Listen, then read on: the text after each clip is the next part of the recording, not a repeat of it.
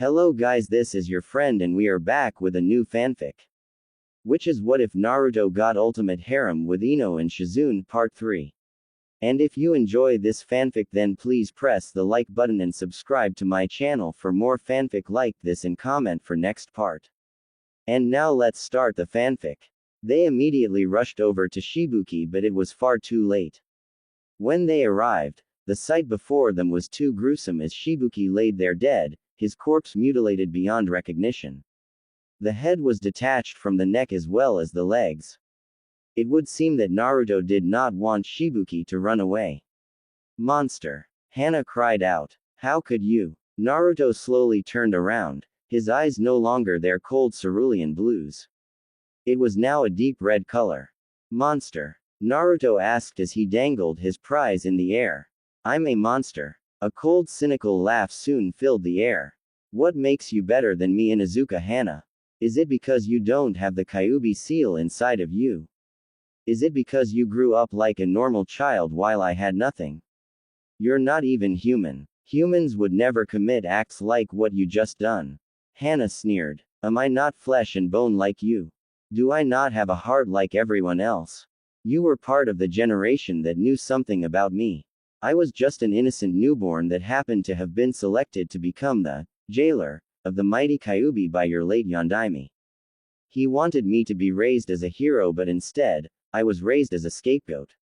We should have killed you the day you learned to walk, demon. Hana spat out venomously. It was because of you that we suffered like this, plaguing our memories and disgracing the dead by living.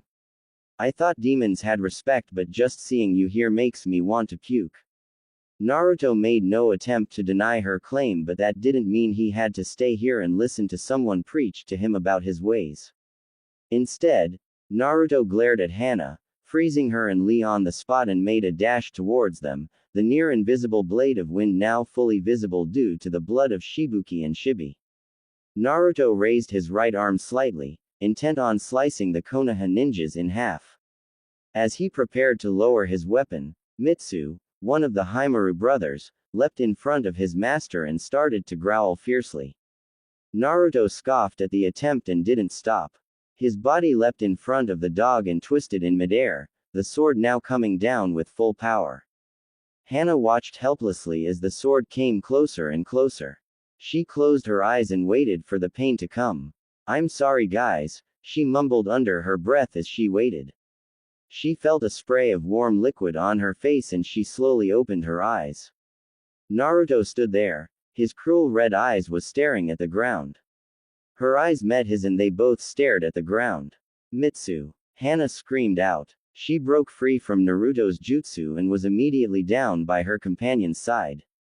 Mitsu let out a small whimper as he struggled to get back on his feet. Don't. It'll be okay, she reassured the dog. Naruto walked forward, making his presence known. Lee appeared in front of him with his arms out. Don't you think you caused enough pain today, Naruto-kun? Naruto-kun, what is with you and Naruto-kun? That Naruto-kun died the day he was banished from Konoha. That Naruto-kun died the day when your Yondaime sealed the Kyuubi within him. There is no more Naruto-kun. Only Uzumaki Naruto. Lee lowered his head, saddened by the news. I see, then, I'm sorry my friend, I should have stayed by your side that day. Enough. Naruto coldly replied. I never had anyone supporting me when I was alone and I surely as hell do not need your pity now. Uzumaki Naruto never existed in your prideful eyes. Only the demon. You have to see it from our point of view. Before Lee could finish his explanation, Naruto disappeared from his sight and appeared in front of Hana. Monster. Demon. I swear I'll kill you. Hana screamed out, upset over her partner's death. Naruto stared at the girl before stabbing his sword down straight into her partner's heart, ending all hope of Mitsu's recovery. Ah! Hana released a high-pitched scream before leaping towards Naruto, her claws aimed for his face. She lost not one but two of her friends tonight and that itself was unacceptable. She unconsciously flung her body forward towards Naruto, every intention of killing him. Hana watched as a grin slowly appeared on Naruto's face, as if he was expecting this. She saw his hand move slowly in front of her eyes, and then before she knew it, her body was screaming in pain as she fell towards the ground, a small tunnel of light appearing in her eyes. Hannah. She heard her name being shouted frantically, but she couldn't locate the source. She vaguely recognized the voice. Lee. Her voice barely above a whisper. As she focused her eyes some more, she realized that Lee was standing in front of her, but something was wrong with this picture. Hannah let out a small gasp as she saw that Lee's right arm was missing, blood dripping out from his missing limb. Lee. She asked again as she found some more energy to move her body. Why, Naruto-kun, why? Naruto dispelled his sword as he put his package inside of his cloak. I made a promise, a long time ago. His hands slowly retracted inside as well as his eyes met Lee's. I swore that, if I ran into any Konoha ninjas, I would destroy them. A sudden force exerted from Naruto, blowing small particles away from the area. Lee chuckled sadly. Then it is my duty to stop you here tonight. Naruto shook his head. That was pretty foolish of you to jump in front of the girl. Now you're missing an arm. How are you going to defeat me now? By opening all 8 gates. Lee bluffed. Hannah widened her eyes. She could feel her life slowly draining away, but she couldn't afford Lee to waste his right here. He had to go back and report. A gut feeling in her stomach told her that it wasn't his time to die here tonight. Lee. Hannah tried to talk but ended up coughing. Run. Naruto tilted his head to the side, somewhat amazed to see Hannah still alive. You're still alive. Run. Lee. Hannah desperately yelled again. Hannah. Lee turned his head back. I will not leave you here. Don't be a hero. She sharply yelled. You must retreat and tell Hokage-sama about the events here tonight. Yes, Lee. Tell your precious Hokage-sama. Let her know that I will be coming back to fulfill my second promise soon. Naruto ran forward and rammed his knee into Lee's stomach. As Lee staggered back, he saw a glimpse of Naruto's face. A sadistic look in his eyes. Now run back like the dog you are. He grabbed Lee by the collar of his vest and threw him into the river. And then, there was one. Hannah took what seemed to be her last few breaths as she laid on the ground staring at her adversary. You may have won this small battle, demon, she grunted as the pain slowly spread around her body. But you will never crush the will of fire. Naruto crouched down and held out his palm in front of her face. Will of fire. You should know that you can't crush fire. He shook his head. You have to smother the fire in order to keep it from growing. Blue chakra started to gather on the surface of his palm until it formed a perfect spherical ball. This is the Rasengan, Hannah-san. The technique left by your Yondaime.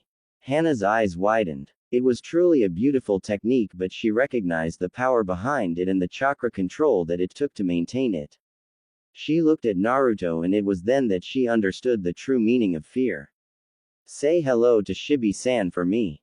Without any hesitation, Naruto plunged the Rasengan into Hannah's chest, ending her life instantly. There were no more screams that night, but later that morning, the village was in shock. 2 ninjas were found dead and their leader, Shibuki, was found mutilated with his fist tightly gripping the area of his chest. It was as if he was guarding something valuable. This caused a massive panic among the village. The villagers, fearing for their own lives, stayed away, protecting themselves now that there is a killer loose in their village. 7 p.m. Konoha. Front gate. Lee managed to walk through the gates before collapsing on the ground. The people who found him saw the fearful and frightening look on his face. They immediately brought him to the hospital, and news spread like wildfire all across the city. 10 a.m. Konoha. Hospital. When Tsunade heard that Lee came back in critical condition, her sake saucer dropped on the table and shattered. She wasted no time making her way to the hospital, barking orders to Shizune to call everyone to Lee's room. A long 10 minutes later, almost everyone gathered inside Lee's room, each of them shocked at the condition that Lee was in. He had several broken ribs and his left arm fractured, but that was soon forgotten when Tsunade revealed that his right arm was gone. It took the combined force of Asuma and Kakashi to restrain Guy as he made an attempt to get revenge on the person who did this. Tsunade gritted her teeth in annoyance and soon slammed her fist against the wall, causing it to slightly crack. Enough! She shouted, her voice laced with annoyance and authority. I know all of you have questions, so let me tell you about his mission before you start asking me one by one. She saw them all nodding their head in agreement before she continued. The team consisting of Rock Lee, Inuzuka Hana, and Aburame Shibi was on a mission to act as bodyguards for Shibuki as he prepared his trip to Konoha. What he was coming here for was because he saw a vision in his dreams that someone was going to steal the heart of the waterfall.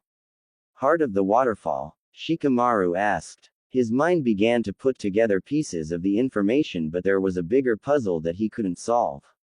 Who could have done this to Lee and his team? Tsunade released a small growl from her throat, signaling Shikamaru to shut up. The heart of the waterfall is a unique item that has been passed down for centuries. The stone has the power grant the user the power of 3 cages combined, but at a high cost. When the user uses the stone will take the user's life as payment for its services.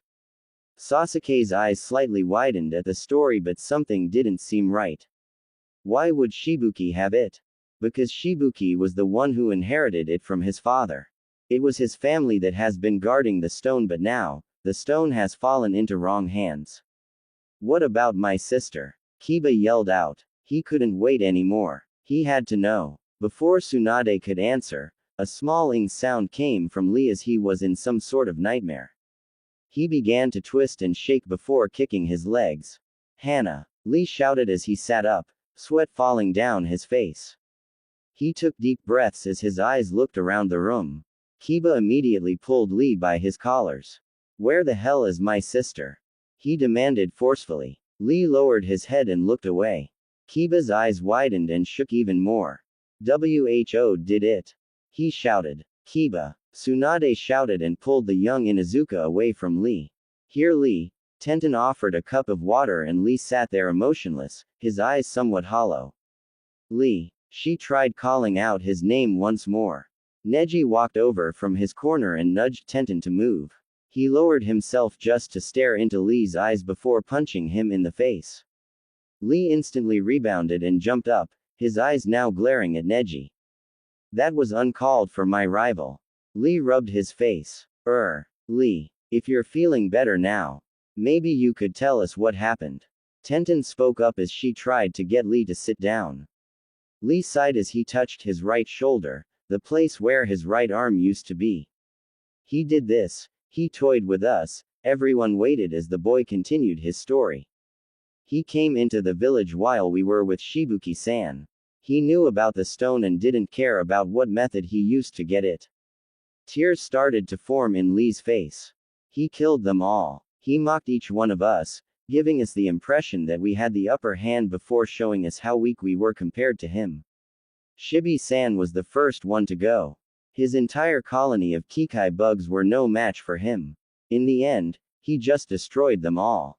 Sounds of a fist connecting with the wall stopped Lee from his story. Shino slowly pulled it out and bowed. Sorry. He couldn't believe it. His father was one of the strongest people in the village and it pained him to hear that he was taken down like this.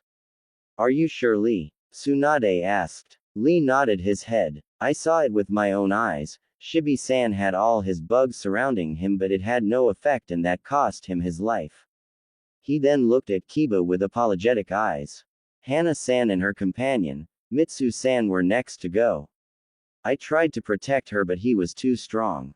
I'm sorry, Kiba-san." Lee bowed his head as tears continued to leak out. "I failed everyone. I failed you. I failed Shibi-san, Hana-san, Shibuki-san. It's not your fault, Lee. We'll get whoever did this." Tsunade tried to comfort the Junin. The anger in her voice gave her away. Everyone could tell that she was angry by the way she was gripping the edge of the bed. "I know who did this." Lee's distant voice spoke up. "It's someone who we're very familiar with." "No." Tsunade held her hand to her mouth. "Are you sure?" she asked. Lee nodded his head. It was Uzumaki Naruto. Everyone in the room was speechless. Kiba yelled out in a fit of anger and left the room.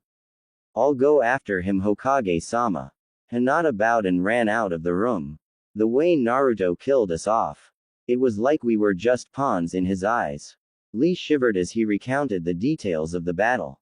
The way he moved, the strength he demonstrated, the red eyes. But that's not all. He purposely let me go with a message. Message? What else could that monster want? Neji growled out. He's caused enough pain towards this village. He said he would be coming back to fulfill his second promise. Feeling the fatigue hit him at once, his body slowly dropped to the bed. Lee's words hit everyone hard. The chilling message that was given. It left everyone feeling somewhat scared. There was something more there, and what did that second promise mean? Tsunade groaned as she massaged her temples. Instead of enjoying her afternoon drinking sake, she now had to deal with the Rookie 7, one missing Ino Yamanaka and the council. Oh, the joy of being Hokage. Okay. Everyone scram and let Lee get his rest. The meeting will resume in 1 hour in my office. Dismiss. One by one, everyone left the room. Tsunade stared out the window as a cloud covered the sun, creating a cloudy and depressing atmosphere. You're leaving me with no other choice, Naruto. Near Suna, Naruto dangled the necklace in front of his eyes, staring at it slightly. All that for just this. He held the necklace towards his eyes and twirled it around, wondering what was so special about it. No matter. I accomplished my goals. The only thing left for me to do is to settle the debts that I have left under the name of Uzumaki Naruto. In a fierce gust of wind, Naruto disappeared in a whirl of sand. Location: Nami no Kuni. Date: 2 days later. Ino self-consciously looked over her outfit for the 1000th time as she took a step into this village. Wearing a matching black tank top with a skirt, her Hitai-8 was firmly strapped to her arm, showing her allegiance to the village. She looked around her settings for a few minutes before her eyes rested themselves on a remarkable bridge. Over 3 miles long, it had a royal aura surrounding it. She approached a sign that stood at the foot of the bridge. We, the people of Nami no Kuni, dedicate this bridge to Uzumaki Naruto for his duty and service to this country. It is in his honor that we. Her eyes widened as she continued the rest of that sentence. Name this bridge after our hero. It is with our greatest pleasure that from this day forward, this bridge will be called the Great Naruto Bridge. No freaking way. She tried to hide her surprise, but seriously, to have a bridge name after a person you know is shocking. Well, I guess this is the place to start looking since he directed me here. Flashback. It was that same day that she had that talk with the young Sarutobi that she decided to do some digging on one Naruto Uzumaki. What was so special about this guy? Her curiosity wasn't going to let her rest until she found her answers. After sitting in the same stool for an hour, enough was enough. She let out a cry of frustration before throwing an order of flowers into the garbage can. The topic of Naruto was pestering in her mind and she couldn't get any work done. As Ino recalled, Naruto's old sensei was Kakashi, so her target was currently the infamous copy ninja. On her journey over Konoha, her first stop was the bookstore. The pervert was probably there reading the latest Ika Ika Paradise series. While walking over there, she passed by the hot springs and noticed an elder man with white hair crouching down and peeping into a small hole. Her blood boiled as the word pervert rushed into her mind. She made a fist and stomp over there, intending to put an end to the pervert's life. As she went closer, she heard sounds of giggling and scribbling. She furiously shook her head, determined to cripple this man for life. As a fellow woman herself, she hated perverts with a passion. Hey you! Ino grabbed the man by his shoulders and spun him around, an angry glare in her eyes. What do you think you're doing? The man gulped nervously and rubbed the back of his head. I'm lost. Ino cracked her knuckles, letting the man take another attempt of his excuse before she beat him. I am Jiraiya, the man boasted, the famous Sannin of Konoha. Ino stopped her advances as she heard his introduction. She quickly sized up the man once more and scoffed at his pathetic attempt. Really now? The Jiraiya of the Sannin that I know isn't a pervert? The man smirked. Of course not. I am a super pervert. Ino sighed. This man was either incredibly stupid or incredibly sure of his skills as a ninja. I don't suppose you know where Hitaki Kakashi is, would you? If this man was a pervert, he would know others. She was sure perverts had their own networks and means of communication. Sure do. Jiraiya answered. He pointed upwards towards a tree and continued his peeping adventure. Ino followed the direction of the finger and looked closely at the tree. Kakashi. She yelled out. Ma Ino-chan. You don't have to shout. Kakashi replied as he jumped off the tree. Perverts. All guys are perverts. She muttered under her breath. She watched Kakashi walk up to her holding an orange book in his hands.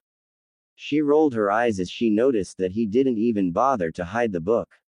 I need some information. Don't we all? Jiraiya laughed. I want to know some information about your former student. I don't know where Sasuke is, Ino-chan. Kakashi answered without looking up from the book. He should be in Konoha somewhere. Not him. Your other former student. Sakura. She's working in the hospital. Ino gritted her teeth, holding back from lashing out against this man. I mean your last student. Uzumaki Naruto. Ah, Naruto. Kakashi looked up with a sad look. He's not here. Did you not remember what happened? Again, Ino fought back from assaulting the Junin. Was everyone idiots today? I know that, Kakashi. She said in a dangerous tone. I recall that you took them on their first C-rank mission outside Konoha. Where did you take them? Nami no Kuni. Jiraiya spoke up. If you hurry, you might still catch him there. Ino and Kakashi looked at Jiraiya with surprised looks. Jiraiya dismissed the look and stood up. Unlike some people, I actually liked my pupils. I keep in contact with my student on a regular basis. He disappeared in a puff of smoke, leaving the two ninjas shocked. Flashback end. When Ino finished crossing the bridge, she looked around the town. It was nothing like Konoha. Business was blooming as people were busily making their way around, carrying bundles of goods. Children of all ages were out in the streets, enjoying their afternoon. If I were Naruto, where would I go? Ino asked herself as she looked around. Maybe I should ask around. Ah, excuse me, miss. Ino politely asked an elderly woman, but the woman only smiled before moving on. Hey, excuse me, sir. Ino tried once more. The man stopped and looked at Ino, a curious gaze on his face. Yes? He asked in a masculine tone. Anyo. Ino felt herself stutter at the sight before her. The man had untamed black hair with a chisel face. His striking brown eyes were as sharp as diamonds, and it was like if he was staring straight into her soul. She quickly looked at the rest of him and could swear that this man was built like a god. Can I help you? He asked once more. Yes. Ino heard herself speak up. She quickly regained control before making a fool out of herself. I'm looking for a certain person. A smirk appeared on his face as he tilted his head slightly. And why are you looking for this person? My reasons are only my own. She answered more rudely than she intended to. It would be nice if you gave me a name. I can't help you if you don't supply me with any information. He answered, looking somewhat amused. Naruto. Naruto. You might want to check in with the mayor of this village. Tazuna and his family are probably the only ones who knew Uzumaki Naruto the best. The man smiled one last time before disappearing among the sea of people, leaving Ino confused. I never told him Naruto's last name. Deep within Konoha. Report. A loud voice boomed through the chamber. There is a council meeting later today to discuss the recent events, Shinrei-sama. I expect you to follow the plans soon, Sasuke. Sasuke nodded his head. What about Danzo? The figure shook his head. His route is now under your control, Sasuke. Use them wisely. Sasuke only smiled. I'll try not to kill them. I want Uzumaki Naruto dead. You do this mission, Sasuke, and I'll guarantee you limitless power. Power beyond your wildest dreams. Even a cage will fear your name. Shinrei answered darkly. He could tell what Sasuke was thinking by looking into Sasuke's eyes. The boy was mad about power, doing anything to receive it. If that was the case, then so be it. Uzumaki Naruto is a wildcard that I will not afford to take any chances with. I want him and all witnesses dead.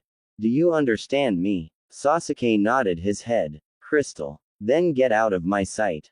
Nami no Kuni. When Ino first arrived at her designation, she was expecting a hut, a small house at the very most, but the building in front of her did not even come close. In front of her stood a medium-sized house that was almost 2 stories tall, built and finished completely in bricks. Shaking off her surprise, she adamantly walked up to the front steps before knocking on the sturdy door. I hope I didn't get the wrong house, she muttered. Is anyone home? She raised her voice. Keep her shirt on. I'm coming. A grouchy voice yelled back. Behind the door, Ino could hear the sounds of heavy footsteps coming closer. As she held her breath, she imagined what this Tazuna would look like. Her imagination led her to believe he was some sort of elderly gentleman type. She let out a small giggle as she sighed.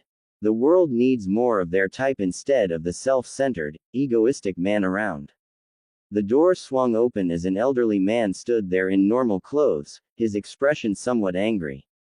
What do you want? Speak up, girlie. The man rudely answered. Ino's eyebrow twitched slightly. She looked him over and assumed he was someone's grandfather. I'm looking for the mayor of this village, Tazuna-san. I was told that he lived here. Ino politely asked. The man released a belch before nodding his head. You found him, girlie. What can I do for you? Ino stepped back, a disgusted look written across her face. You're Tazuna. Her voice slipped and it came out as a shock. Not that she minded. The man in front of her was dressed as a slob, destroying his public image. You got a problem with me? No, but you're dressed like a slob, a bum. For someone as important as you, how can you dress like this? Aha, I told you Otou-san. Even this young lady agrees with me. Tazuna grumbled and folded his arms against his chest. I'm the goddamn mayor of this village, Tsunami. I will wear whatever I goddamn want. Then you can cook for yourself tonight. Tsunami threatened. She glared at the elder man. I'm sure Inari would be glad to see some of those delicious dishes that his grandfather always bragged about. You go, girl. Ino silently rooted for this woman. She was using the man's own egoistic bragging to keep him in place. Score 1 for womankind. Tazuna finally gave in and retreated upstairs. Tsunami had a victory smirk on her face as she turned her attention back to Ino. I'm sorry that you had to see that, Miss Yamanaka. Ino Yamanaka. I think the position of mayor finally got to his head. Tsunami explained. It's not all bad. He does a lot for this village and loves it like his own. Ino laughed. Sounds like a great cage in the making. The two women shared a laugh at the elder man's expense and they continued to laugh when they heard his string of curses from the second floor. Oh dear me. I seem to have forgotten my manners. Come in, Ino-san. Ino wanted to decline the woman's invitation, seeing as how she only needed to ask Tazuna some questions and be on her way, but the older woman was rather stubborn when it came to inviting people inside. I'm sure whatever business you have with Otou-san will be a long one. Most of his business meetings take a while. Ino found herself now inside the house of the mayor. Compared to the outside, the inside was more luxurious. It had everything that a single person could have and more. Ino could tell that Tsunami was probably the type who ran a no-nonsense home, keeping the people who live here in line as well as managing the household. She couldn't find a speck of dust or mothball anywhere. It somewhat reminded her of her mother. I'll be back with some tea and my father shortly, Ino-san. Just make yourself comfortable. And with that, the woman disappeared into the kitchen. Ino could hear the happy humming that Tsunami was singing and she had a small smile on his face. Maybe I will stay for a bit. By the time Tsunami came back with tea, an unhappy Tazuna was also present and apparently, he was dragged downstairs by his shirt. Ino muffled a giggle as she saw Tsunami dragging the man into the den. Well, I'm here. What do you want, girlie? Make it quick. Or cutting into my sake time. Tazuna said as his eyes wandered to his sake bottles that stood behind Ino. I was told that you could help me find a certain person, Tazuna-san. Ino bluntly said. She was never the type of person who wishy-washy. Not by a long shot. She was the apprentice of Ibiki Morino, the sadist of Konoha. He is well known because of his torture and interrogation skills. All his knowledge about torture and interrogation was passed down to Ino, and because of her bloodline, it made her job even easier. It was a mistake to say that she liked her job. Saying that she liked her job was like saying Kakashi only liked his books. Ino loved her job. Her abilities to control a person's mental state gave her unbelievable control, and she loved it. Throw in her mentor's skills, she was a deadly beauty both on and off the battlefield. Tell me who you seek already, girlie. You're wasting my time. Tazuna asked again. He haven't had his sake in over 2 hours and it killed him deeply. The fine alcohol from Iwa. It was truly a gift from the gods. He picked up his cup of tea and took a small sip. He released a sigh as the liquid passed through his throat. Sake and tea, both so similar in liquid properties but very different in taste. I'm looking for Uzumaki Naruto. Tsunade briskly walked into the council meeting room. The chatter momentarily stopped when her presence was felt as she entered. Tsunade smiled to herself, enjoying the effect that she had on these people. It wasn't every day that a room full of council members would be silenced by the entrance of a Hokage. She took her seat at the head of the table and cleared her throat, signaling the start of a meeting she predicted would go on for hours. Greetings. We only have one agenda here today, so let's get to it. The council members briefly nodded their head, indicating that they were ready to begin. It has come to my attention that Uzumaki Naruto can no longer be left alone. What are your thoughts on this issue? Send our most elite team of ninjas and kill him. A council member by the name of Takaumi Kenji voiced out. Several others nodded their head in agreement. It is foolish to diminish our forces like that. We have to think clearly. What do you suggest? Shikaku. The Nara clan head sighed. Bah, I'm getting too old for this, he continued to ramble on, but Tsunade silenced him with an angry glare. I suggest going under a united front. If we can somehow lure Uzumaki near our borders, we can set up some sort of trap that will render him helpless. Papisterius. Nikatsu Kaien shouted out. We must swiftly kill the demon. Who knows what happens if we take time to plan this out? The longer it takes, the stronger he gets. We can't risk having another demon run amok on us. Kaien-san, mind your mouth. You are within the presence of your Hokage. Tsunade threatened, her glare piercing through the man. If you dare use that word again, I cannot guarantee your safety within this office. Kaien wisely closed his mouth and nodded. Hokage-sama, I agree with Nara-san with creating a plan, but Kaien-san is also correct about acting swiftly. Uzumaki is not growing weaker by each day. He's getting stronger, and this recent event has shown us that he is indeed active and now plotting something big. We need to find out where he is and bait him before it is too late.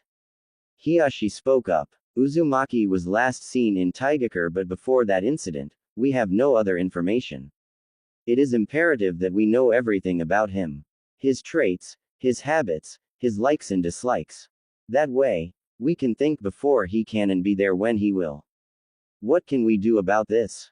Tsunade asked. She had no information about Naruto and there was no way to get in contact with him. Not like he would seek out her help. He obviously made it clear when he killed 2 of her ninjas without a second thought. We find Jiraiya, Homura said, receiving a surprised look from Tsunade. You know where he is. Make him tell us. Tsunade laughed. Even I can't make Jiraiya tell me where Naruto is. How do you think he'll react when we force him? Then we blackmail him. Plain and simple. An unexpected voice spoke up. All the members of the council turned their heads while Tsunade had a surprised look on her face as she stared at the person who made the comment. Uchiha, Sasuke. Akatsuki base. Itachi slowly walked into an all too familiar looking base. The same meeting room, the same statue, it was getting tacky. Even for him. This was one of the many bases that Akatsuki holds under their control. Throughout the regions of the map, as far as man can see, the organization has at least 2 in each area. He lost count after the 23rd base and gave up caring. There was one base that he was particularly fond of, but they only had one meeting in it. Itachi was so into his thoughts that he mindlessly walked into the central room, not noticing that Pain stood there, his arms folded, and was waiting for his report. What happened, Itachi? His voice was filled with authority and demanded absolute attention. It immediately knocked Itachi back into reality, and it was then he realized that he was standing in front of the leader. Itachi quickly kneeled in front of Pain. The boy demonstrated well above Junin abilities. He has successfully retrieved the required item, but he disappeared in Suna. Even my eyes couldn't follow the boy. Pain soaked in the information and nodded. Did he use it? If you mean about the Kyuubi, then no. His chakra reserves seem to have doubled from the last time we encountered him. If you also mean the stone, the answer is still no. It would seem that Uzumaki Naruto is a level above the rest. What would you evaluate him as? Pain asked, curious to a certain extent. His eyes stared at the elder Uchiha, watching him for any sudden movements and hidden intentions. Itachi looked up, his own eyes meeting the eyes of the leader. If I was to compare him to Kisame, Itachi thought for a minute. I would say his skills are somewhat above his, but his judgment is still lacking. I see. Why did you ask me to follow him, Pain-sama? Itachi asked. At first, it seemed like a waste of time to tail someone of Naruto's caliber, but Pain never did something unless he had a plan behind it. He noticed that lately, the leader was acting slightly odd, but he paid no attention. You wouldn't want anything to happen to your new partner, would you? Itachi stuttered. New partner. He narrowed his eyes. I don't need a partner. I'm capable of doing my missions alone. Pain shifted his weight and then disappeared from view, leaving Itachi shocked. He held a kunai straight to Itachi's throat. You dare question me, Uchiha? Your eyes are inferior to mine. I can see things that you keep hidden. I can see your darkest fears. Itachi did not expect the leader to take such a harsh course of action, thus leaving the elder Uchiha unprepared. He felt the cold tip against his own throat and he narrowed his eyes. He has been waiting for this chance to test his skills against the leader but decided against it. No, it is not time yet. There was someone else he must beat before he faced the leader. It was only a matter of time. Do you understand, Itachi-kun? You were born to follow orders. So follow them without question. Pain said, removing the kunai slowly. Hi, Itachi slowly said. Where is Uzumaki now? Itachi froze, unsure if he should repeat it again or make up some lie. It was a disgrace to himself and his pride that his eyes couldn't track his movements. The mighty Sharingan, the famous copy Dujutsu, failed to track the chakra movements. It was just unheard of. He went missing in Suna. The mention of Suna caused Pain to slightly chuckle. An eerie chuckle, but it was a laughter that scared Itachi. I see. You're dismissed, Itachi. We will now wait for Uzumaki to come back to us. When Ino said the name Uzumaki Naruto, the reaction she was expecting from Tazuna was supposed to be a joyful one, where his face would swell up with tears and talk about Naruto like a grandson. Instead of her fantasy, Tazuna went into shock and dropped his cup of tea, causing it to shatter and allowing the steaming liquid to scatter everywhere. When the tea hit her skin, Ino let out a small yelp and jumped up, trying to wipe the hot liquid off her skin. Hey old man, what's your problem? Ino glared. Tazuna's arm couldn't stop shaking as he sat there, a fearful look written across his face. Why are you searching for that man? Tsunami sported a sad expression as she cleaned up the mess. Ino-san, you should turn back and go back home. Uzumaki Naruto isn't someone who you want to be involved with. It's just too dangerous for you.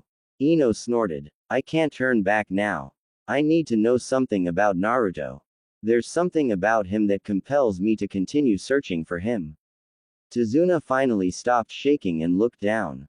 While it is true that he was last seen in this village, but it was only for a final goodbye.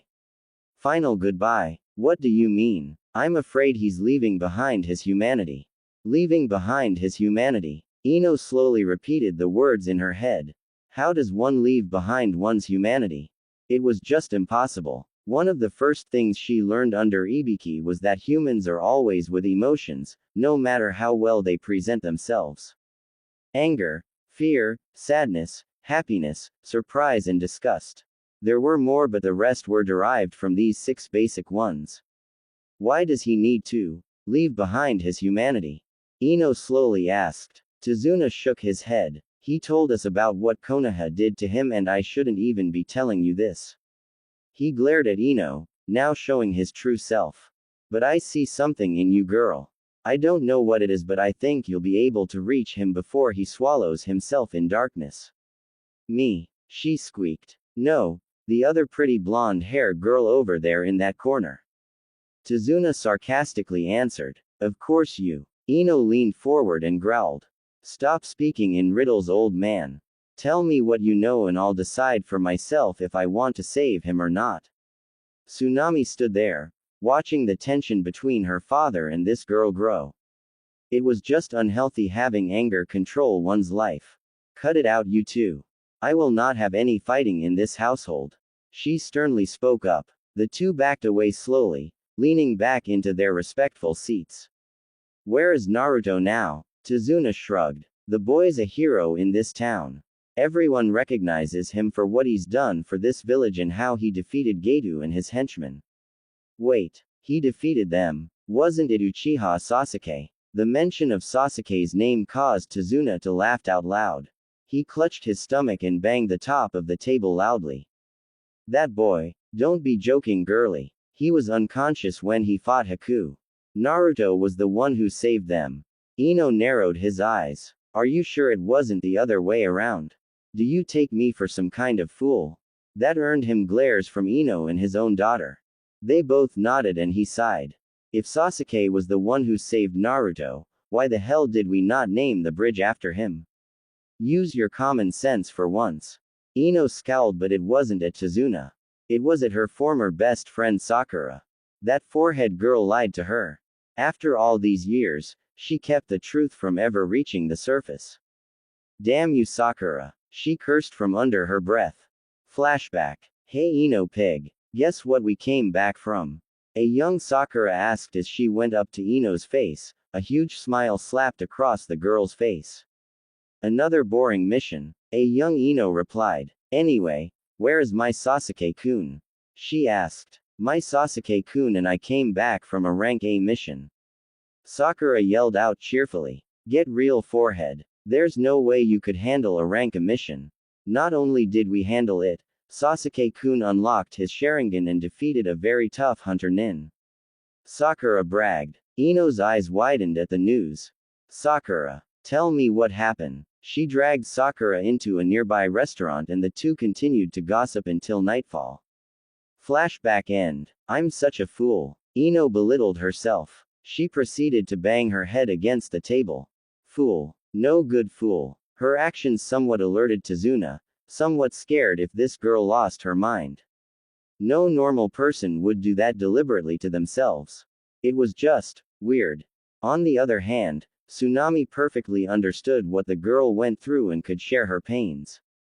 She put a hand on Ino's shoulder. It's okay, Ino-san. The deeds of the past stays in the past. It is the future that we should worry about. Ino lifted her head up from the table and sighed. I'm a fool. No doubt. Tazuna snorted. Care to repeat that, Uchiha? Tsunade retorted. You're speaking about a fellow Sannin here. Do you forget that I am a Sannin as well? Such mockery will not be tolerated.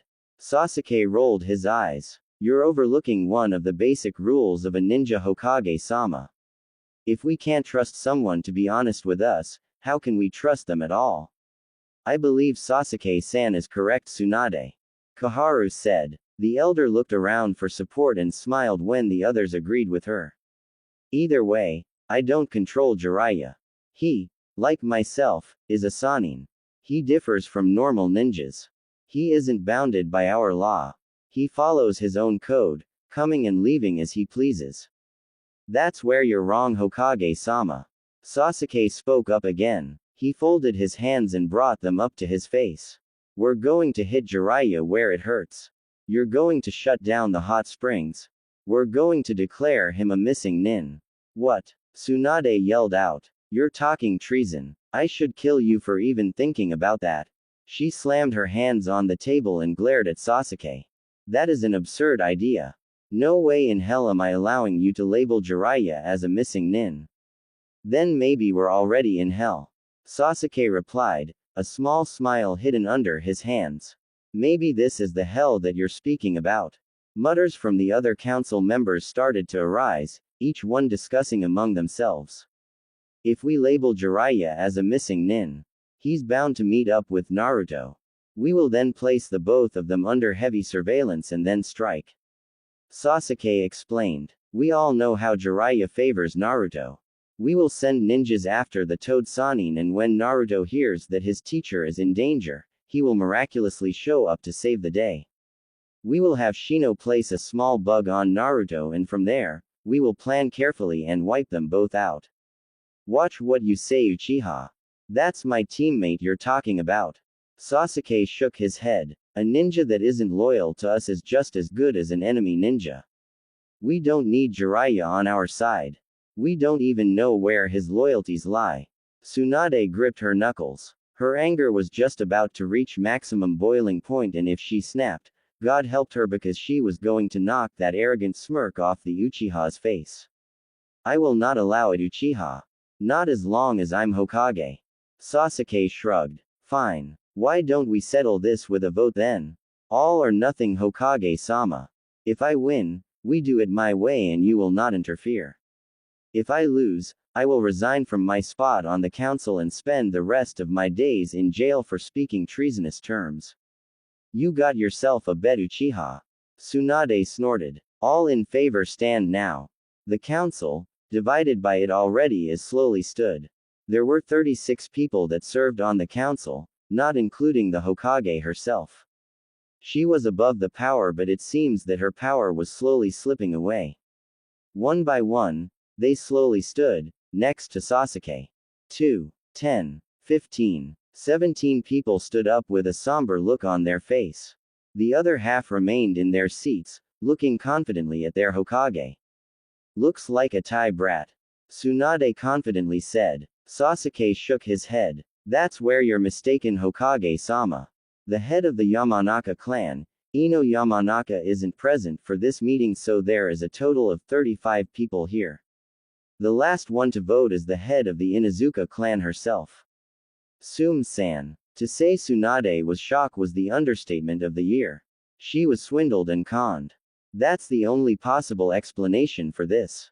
She was cheated and she paid the price for her brashness. Everything went down to Inuzuka Sum, the mother of the daughter Inuzuka Hana, the one that Naruto killed. Sum closed her eyes and slowly stood up. I want revenge on him. He will pay for killing my daughter. Sasuke looked at a defeated Tsunade with a huge smile on his face. This is my win, Hokage-sama, and starting today, we will begin the operation to eliminate Uzumaki Naruto once and for all. Cheers erupted from the members on the council as they celebrated. They were finally getting rid of their problems once and for all. Good day, Hokage-sama. Sasuke sneered as he walked out of the room. Tsunade growled and slammed her fist into the wall, causing it to crack and split apart. She turned around and glared at the remaining members. Get the hell out of my sight. The room quickly vacated and she was left alone, her head dropping to the table. Bloody hell, she whispered as she closed her eyes to ponder her next move. Nami no Kuni. In this slowly prospering town, the times are surely changing. It seemed like it was just yesterday that he stepped foot into this poor village, but in reality, it was almost 8 long years ago. The town has surely changed since then. The lone figure slowly entered the lively bar, filled with chatter, and the smell of liquor lingered in the air. Men drinking the night away, without a single care in the world. A bottle of your finest sake. His voice came out like a whisper, as if he wasn't really there. Coming right up, sir. The barmaid said. She looked over his features, hidden inside a brown cloak, but still, the man's distinct features could not be masked away. She saw his golden blonde locks and his handsome face, blushing as she stared into his cerulean orbs. The man leaned against the bar, his eyes lingering among the people in the bar. He noticed a man in the front, loud voice and horsing around with this buddies. That red-hair barmaid timidly walked up to the man and his response was swatting away her tray. You dare ask me to pay for your lousy food and drink? Do you know who I am? The man yelled out. His gang followed their leader's example, causing a ruckus in the bar. They laughed and dragged the barmaid into their table against her own will. Here's your bottle, sir. The barmaid returned holding a bottle of Iwa sake. This was the best bottle in the house and he didn't care for the price. What did you say, woman? The leader yelled out, enraged by her comment. You don't know who I am. I'll tell you who I am. He grabbed her wrist forcefully. I am Uzumaki Naruto, the only ninja to be ranked SS in this entire world. He bragged. Upon hearing the man declare his name, the bar fell into silence, the patrons staring at the loud man. That's right. You all better shut up when you hear my name. The man who ordered the bottle of Iwa's finest sake snickered. A small smile graced his handsome face as his eyes fell on at the so-called ninja. The leader turned his head at the laughter. Do you want to die, you punk? The barmaid that was standing behind the counter urgently tugged on the man's cloak. Please, sir. Just apologize and he'll leave you alone. The man shrugged off her touch and stood up. Is he a regular here? The woman only nodded, a fearful look written in her eyes. I see. The man that only had a cloak wrapped around him pushed himself away from the counter and walked forward into their little circle. The leader smirked. Even if you beg for forgiveness, I won't go easy on ya. His boys joined in the laughter and gathered around, showing everyone what happens when a person messes with them. So you're Uzumaki Naruto, huh? That's right, punk. Maybe if you kneel and ed my shoes, I might consider forgiving you. He flashed a wry smile, his yellow teeth showing and the smell of liquor lingering in his breath. You can't be Uzumaki Naruto. The leader was taken by surprise and took one step back, not used to anyone talking back to him.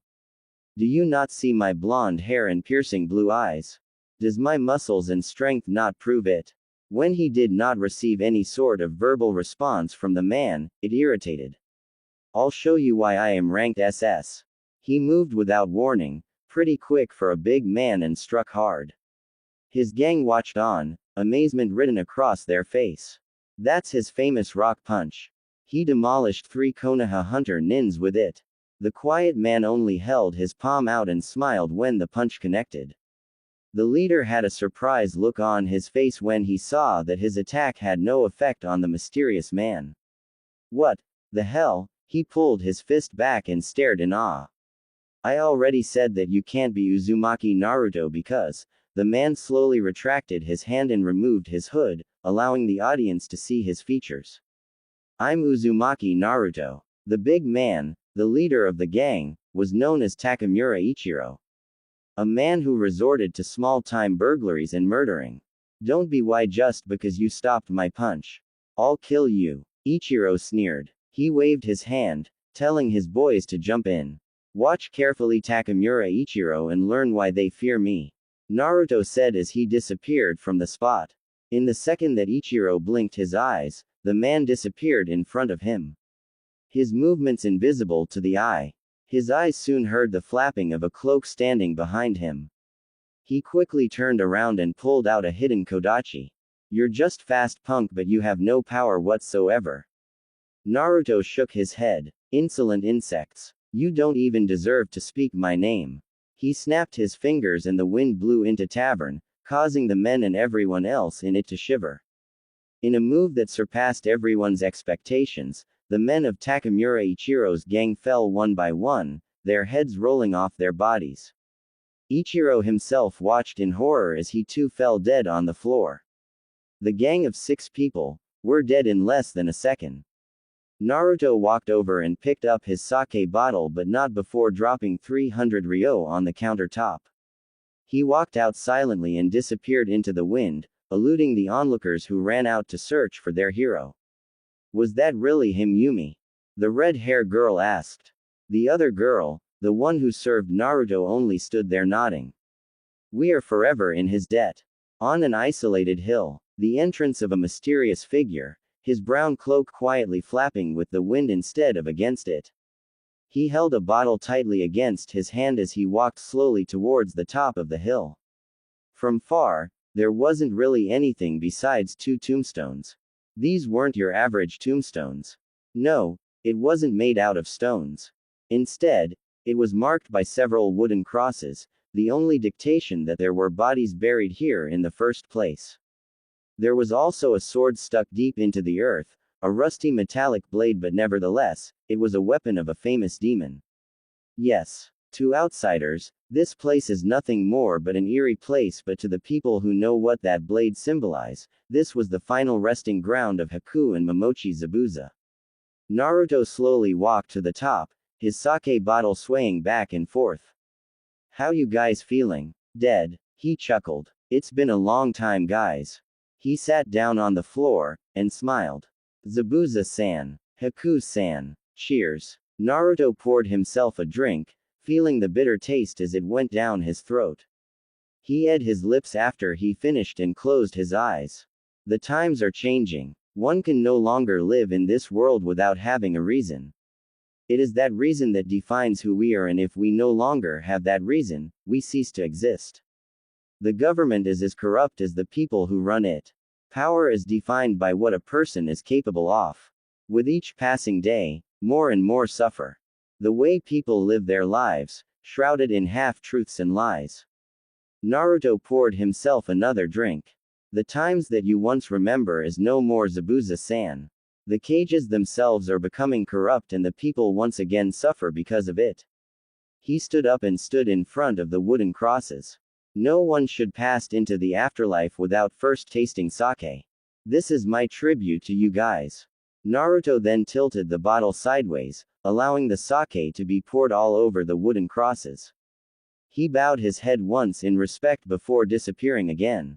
Ino rolled her eyes for the very last time. She couldn't take much more of this nonsense. She felt her teeth grinding on each other, indicating her annoyance. Slurp. There was that sound again. Slurp. The old man was doing it on purpose to spite her. Just because she disagreed with his view on Naruto. He retaliated by slowly sipping his sake. Argg. Ino yelled. She pushed her seat away and stood up, fire gleaming in her eyes. You win, old man. I'll reserve my judgment for Naruto until I know him better. Slurp. That's all I ask, Ino-san. Ino's eyebrow twitched at the noise. I will take my leave now. Slurp. Ino screamed as she ran out of the house, releasing her fury on the suburbs surrounding the house. It would be a cold day in hell before she heard that sound again. Did you think it was wise to tell that girl about Naruto? Tsunami asked. Tazuna shrugged as he poured himself another drink. Even though he requested that we no longer keep in contact with him, I never agreed to it. That boy needs know that not everyone is against him. Tsunami sighed. It's a shame that he was treated like that. The world can be cruel sometimes. If the times were different, that boy could have been a fantastic leader. It's a real shame though. But Otou-san, did we really have to lie about Naruto-kun not being in this village? That girl is different, Tsunami. I believe she will be the one. Tazuna laughed as he poured himself another cup. If anyone can change him, it'll be you. He would drink to that. It wasn't every day that he had lively visitors. He only hoped that he lived long enough to see them again. Naruto sighed as he walked through the thick jungles once more. Not only did he have no clue where the base was, he wasn't even sure where he was himself. Ever since he left Nami no Kuni, he was sure he was heading in the western direction, back to his original location, but unfortunately, he didn't recognize the surroundings. Damn it. Did I go in the wrong direction again? Naruto said, gritting his teeth in annoyance. He had a deadline to meet and the clock was ticking. Where the hell is Itachi when you need him? If you only paid attention when I told you before, you wouldn't be in this mess. Look at you. You look like a fresh genin who stepped out for the first time, Naruto-kun. Naruto's eyes widened. Just now, He could have sworn he heard Itachi's voice in the middle of nowhere. Maybe his ears were playing tricks on him. Are you a mirage? Naruto asked without turning around. If you want to know where the entrance of the base is, you better follow me. I won't tell you for a third time. Without another word, Itachi sprinted away, leaping from tree to tree. Naruto turned around quickly and chased after the Uchiha, quickly catching up to him. So where is the base? Itachi didn't answer his blonde-hair companion. He continued leaping and pointed straight ahead. The temporarily base is located in Kawa no Kuni, just off the borders of Konoha. Are you guys stupid? Having a base that close to the enemy is just asking them to storm it. Itachi stopped and landed on a sturdy tree. That's where you're wrong. It is because of that reason that Pain-sama purposely chose it. What better way to elude your enemies than having a base right under their nose? It would be one of the last places they would expect to look. I never thought Pain was the gambling type. Pain-sama doesn't leave things up to fate. When a person has the power to change the world, fate is in your hands. He doesn't work against fate either. He works with it. With all the chit-chat going on, Naruto did not lose focus for a bit. He subconsciously minded his surroundings, keeping an exact lookout for any sudden attacks. He might be working temporarily under Akatsuki, but it doesn't mean that he was safe yet. In the inner pocket of his cloak, he held an item that was considered to be sent from the gods themselves. The heart of the waterfall, a necklace that could easily rival the one Tsunade had in value. While they alone are worth enough cash to buy 3 Hokage mountains, each one of them containing great power. The necklace that Tsunade currently holds in her possession contains the power from the Shadaime, her grandfather. It has the ability to suppress and control a Biju's power. It was also the rumor necklace to cause death for its wearer. Naruto scoffed at that rumor. When he still had it, there was no bad luck and misery in this lifetime that could rival the one that he had been experiencing his entire life. He would even dare fate to try and bring her worse. On the other hand, the heart of the waterfall contained enough power to grant a single individual the strength of several kage in return for the user's life. It was a double-edged weapon that was fatal for its user.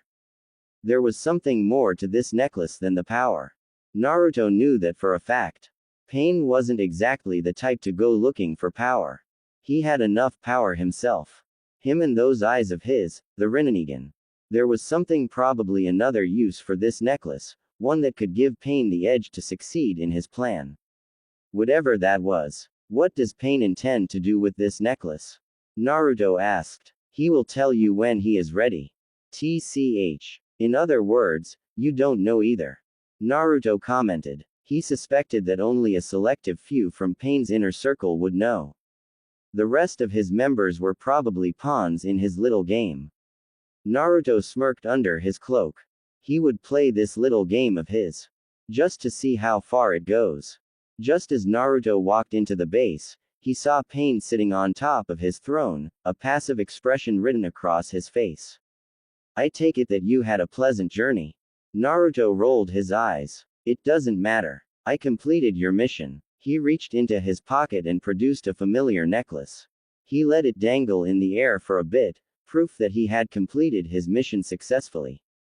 Pain nodded his head slightly, acknowledging that Naruto completed the given task.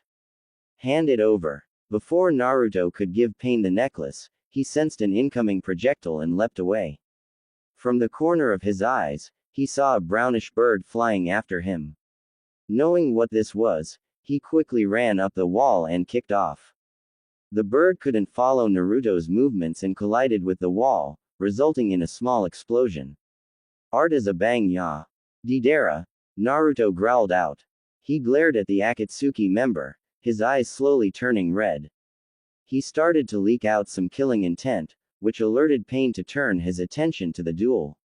Deidara laughed. Is that how you greet a fellow Akatsuki member? Are you still sore about losing your arm? Naruto whispered from behind Deidara. He unleashed a fury of quick and hard punches towards Deidara's midriff. Deidara quickly turned, using his body's already moving momentum to dodge the Jinchuriki's blow. In his mind, He could see the blows clearly and responded accordingly. Dodging them from left to right, a smirk slowly formed on his face. Is that all you have? Nope. I just didn't want your blood on my cloak. Deidara released a small angry cry as he spun around and connected his knee to Naruto's gut, causing Naruto to disappear into smoke. Damn you Jinchuriki! Where the hell are you? He yelled. From the corner of the room, Naruto crouched against the ground, blending with the shadows. The information from that clone told him all that he needed to know. Ever since his last encounter with the Akatsuki member back during his previous Anbu days, things have changed significantly. Deidara was no longer just a long-range fighter. He somehow improved and adapted his body to become a more rounded fighter as a whole. The man's fighting style reminded him of a dancer. A very ugly one, but judging by the way he moves, it was as if he was anticipating and reacting just before his blows connected. Deciding that enough was enough, Naruto held up a single hand seal and concentrated. Several cage bushins appeared, and with a single plan in their mind, they knew what to do. Deidara growled as he looked around. Where are you hiding, you filthy rat? Here. It was the same procedure. Attacking using the shadows. Deidara already foresaw his opponent's attack pattern, studying and committing it to memory. He knew what Naruto liked, what he hated, how he attacked, and what jutsus he preferred to use. This was how far along he came just to get his revenge. Deidara ducked under a blow and went for an uppercut, but before he could land it, the Naruto he was fighting disappeared in a puff of smoke. Caught off guard, Deidara quickly jumped up, narrowly avoiding an attack from below. Where are you looking? Naruto whispered from above. Deidara quickly looked up and saw Naruto with his trademark Rasengan aimed for him. He intuitively reached into his back pocket and his hand went straight to work. In a mere matter of seconds, his own trademark jutsu was complete. Kibaku Nendo, C4 Karura. Rasengan. Before these two attacks connected, Pain appeared in midair, stopping them before they could connect their attacks. With a simple twist, he caught both of them on their wrist and threw them to the ground with ease. Deidara landed face first into the floor while Naruto landed on his feet, the Rasengan slowly disappearing. I will kill the both of you myself if this happens again. Do I make myself clear? Pain's voice rang out through the room. Even though it was stoic, the man's intentions were clear. Deidara grunted a response as he pulled himself up, dusting his cloak. Crystal Leader Sama. Crystal. Naruto muttered. He was impressed with the way Pain handled the situation. It was no easy feat to interrupt their duel, even if they weren't going all out. They were still going beyond normal expectations. To stop them just before their attacks connected said something about the man's skill. Pain-sama, I have gathered them as you requested. A hollow-like voice spoke up, interrupting Naruto from his thoughts. Everyone's accounted for. He turned to the source of the voice, dark figure slowly appearing from the wall. Naruto had to narrow his eyes to recognize the shadowy figure. Zetsu. He muttered under his breath. From behind him, he could see the infamous Akatsuki members slowly walking in one by one. Let's get this over with. We have a bounty to catch. A deep voice said. Maybe we can sacrifice the victim to Lord Jashin this time. An overly cheerful voice replied. Where did Deidara-senpai run off to, guys? A voice whined. Maybe he finally decided to become a holy sacrifice to Lord Jashin. No. The voice whined. The three members walked through the door whom Naruto recognized as Kakuzu and Haiden, but that last member, he didn't recognize. He looked weird compared to the others and frankly, kind of weak. Deidara-senpai. The member with the orange mask on shouted. You're alive. He eagerly ran up to Deidara and attempted to hug him but failed. He was greeted with a foot in his face. Never hug me, stupid idiot. Deidara shouted as he stomped on his apprentice. I told you 1,000,000 times. I don't like hugs. Naruto watched the pair closely and shook his head in disgust. Pathetic. He whispered to himself. It's time to begin phase 2. Pain coolly stated. Every Akatsuki member turned their attention towards their leader and nodded their head. Silence reigned throughout the chamber as all eyes were focused on him. Let the games begin. Konoha. Hokage Chambers. I hope you realized what your actions caused me, Ino Yamanaka. Tsunade sternly stated. Ino deeply bowed her head, already having apologized for her actions. She just recently returned from her trip in Nani no Kuni, and despite all the annoying old men she met along the way, the country was actually a great vacation spot. The weather was just lovely, at a constant temperature where it wasn't too hot or too moist. Seeing all the different variety of flowers, there was also a plus as well. Again, I am deeply sorry for my actions, Tsunade-sama, but it would help if you explain to me what I actually did wrong. Shizune sighed. Tsunade-sama, did you not tell her the events when she walked in? I was getting to that before you interrupted. Tsunade growled. Like I was saying before. Due to your absence on the council meeting a couple of days ago, I have to now mark Jiraiya as a missing nin for the sole purpose of finding Naruto. The council, from my opinion, greatly fears Naruto. Is it because of the Kyuubi? Tsunade snorted. If it was only that simple. They think Naruto is the second coming of the Kyuubi. I bet somewhere in their tiny minds they think Naruto absorbed the Kyuubi, all the knowledge and power that the beast contains. Since none of those people knew Naruto's location, I'm forced to consider Jiraiya a traitor, and thanks to your old teammate Sasuke, the sunshine in Sakura's life, the ray of blossom, the love of her life. Ino's eyes twitched as she listened to her Hokage ramble on and on with Sasuke.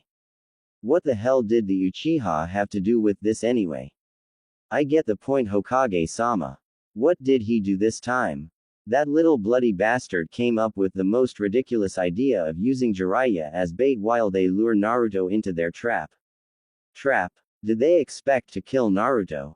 I mean, no offense to our ninjas, but I seen him single-handedly stopping Sasuke's Raikiri and Sakura's insane chakra-induced punch. If he can do that, what are their chances of succeeding? Tsunade sighed and shook her head. It's not that I care if that little bastard dies or not, but it's what Naruto does afterwards that worries me. You don't think? Yes. I think he will. He's not the type of person to let someone walk over him. He'll retaliate and he'll strike where it hurts the most. Tsunade nodded her head and Shizune got up, shutting the door before quickly performing a jutsu. Ino narrowed her eyes and looked around. What's going on, Hokage-sama? Tsunade smirked. We're going to get to Naruto first. Are you joking? Ino saw the devious smirk on her Hokage's face, and insane was just a polite word that she used. There were other words like stupid, ridiculous, and insane that came to her mind when she saw the look on Tsunade's face. Listen, Ino. I believe there's a reason why Naruto spared you that day.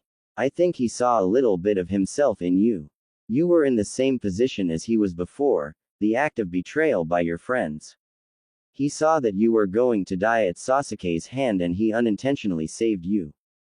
He might not know it, but I believe that you might be able to awaken the true Naruto that lies dormant in that dark shell of his. Geez, you are the second person this week who told me this. What is going on with everyone connecting me to Naruto? We're nothing alike. Tsunade, at the point, had to let out a small chuckle. Listen to me, Ino. As a fellow woman, and Shizune can agree with me on this. If Naruto really wanted to kill you, he would have done so without a second thought. There is a reason, and even though we don't know what it is, I'm going to gamble everything I have on my first theory. Ino nervously laughed. She heard about Tsunade's gambling days and the nickname that she earned. The people that she gambled with gave her the title of the legendary It made her wonder how badly a person's luck must be if they received a title like that. No matter how she looked at it, betting with Tsunade usually ended in something bad. She glanced at Shizune, who was sadly shaking her head. Tsunade, on the other hand, was grinning like a fool. Well, Ino, what do you think? Think you'll be able to help me out with my plan? Ino gulped as she looked into Tsunade's eyes. If she said no, Tsunade would probably kill her with one punch, and if she didn't die from that, she would never hear the end of it. I guess so. Great. Now here's the plan. Tsunade said as she flung one arm around Ino and pulled her closer. This is what you're going to do. Akatsuki Base. Phase 1 has been completed thanks to Uzumaki Naruto, our newest member. The heart of the waterfall is now in our possession. Some of you might remember him from our past encounters, but regardless of what happened, he is one of us now. Do I make myself clear? Pain looked around, receiving several nods from around the room. For Phase 2, we will be splitting into teams. Our objectives are the original secret scrolls from each village. Which means I need teams to go to Suna, Iwa, Konoha, Kiri and Kumo. You are to go in and retrieve it. I don't care if you have to slaughter everyone in the village. Just get me the scrolls. Toby looked around the room before raising his hand. Excuse me, Leader Sama. Pain turned his head towards Toby and glared. What is it? So you want us to just walk right to those countries, ransack the village for the original secret scroll and then come back here alive? If you don't retrieve it, you're better off dying there because I'll kill anyone who fails this mission. Toby gulped. I understand. Good. Now here are the teams. Pain looked around the room, making some quick decisions in his head before pointing towards Deidara and Toby. You two will go to Iwa. I'm sure you guys will leave with a bang. Pain then pointed to the next team. Hidan and Kakuzu. You will travel to Kumo and retrieve it. I'm sure there are plenty of bounties there to satisfy your needs, Kakuzu. Just make sure that you get the scroll. Zetsu, you go into Kiri since you can infiltrate their defense easily.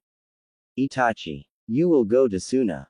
Even with Gaara as the cage, I'm sure you can subdue him easily. Naruto held his breath, knowing that he was the only one left. He saw Pain slowly turning his head and looked at Naruto. Uzumaki, you will go to Konoha. I'm sure you personally know where the scrolls are kept. It's done. Naruto replied. What are you planning on doing with this Pain? Pain smirked slightly, a facial expression that rarely graces his face. That doesn't concern you, Uzumaki. Naruto growled and glared. To hell with your plans then. If you're not telling me, then I'm not doing your dirty work. Pain narrowed his eyes and returned an equally cold glare. Do you not trust me, Uzumaki? Naruto scoffed. You can't blame me. You did try to kill me in the past. How would I know that you wouldn't try it again? Deidara laughed. Fool. We gave up with hunting the Bijus because the Hachibi left this world. Without it, we couldn't continue with our original plan of purifying the world. Once you retrieve those original scrolls, I will tell you, but not a moment sooner. Pain said as he turned around, but he stopped halfway, remembering something. Zetsu, give him the robes. He then disappeared into the room, not caring what the rest of them did afterwards. Yes, my lord. The Akatsuki members stood there, watching their leader disappear back into a hidden room. One by one, they all left towards their destination until there was only Zetsu and Naruto left. Here, Zetsu dully said as he threw Naruto a set of dark robes. Naruto caught the garment easily and spread it apart, slowly feeling the soft fabric. It's very ironic. A few years ago, we were enemies and now we're working together. Who would have thought? Naruto pulled the string near his shoulders and his old cloak slid right off. He swung the new cloak around him and felt the soft fabric on his skin. Let's see what the future has in store for me. You want me to what? Ino yelled out. Are you insane? Shizune also yelled. The two stood there, staring at their Hokage with widened eyes. That goes against all protocol, Tsunade-sama. Trust me, this will work. Tsunade answered in her defense. If Ino travels with Jiraiya for a while, they're bound to run into Naruto and maybe she can talk to him on my behalf. What about the part about marking Jiraiya-sama as a missing nin? Oh, don't worry about it. The paperwork goes through me as usual. Tsunade snickered. I'll just lose the paper somehow and make up some other prosperous excuse of not getting it down. Besides, the bingo book can only be updated every 3 months. That leaves us with exactly a month to get this job done. Shizune and Ino stood there with their jaws slightly ajar. They couldn't believe what they were hearing. Their own Hokage, throwing a monkey wrench into the plans of the council. Weren't they supposed to work together in bringing harmony to the village? But, what the hell are you going to do about me? Mark me as a missing nin as well. Ino protested. I never agreed to that. Never, Ino. I will be sending you out on a long-term escort mission for a month instead. No one will be much wiser. Tsunade-sama. This is highly unfair to Ino. Shouldn't you even get her consent first? Shizune said, bringing up her own thoughts about the situation. Fine, Shizune. I will ask her what she thinks. Tsunade said as she rolled her eyes. Well, Ino Yamanaka, do you accept the mission? Ino looked at Tsunade, who was smiling sweetly at her, but in her right hand held a medium-sized paperweight. A metallic one. Ino watched the paperweight collapse from under the pressure of Tsunade's death grip. The fist slowly closed, causing the paperweight to shrink in size until it became a fourth of its original size.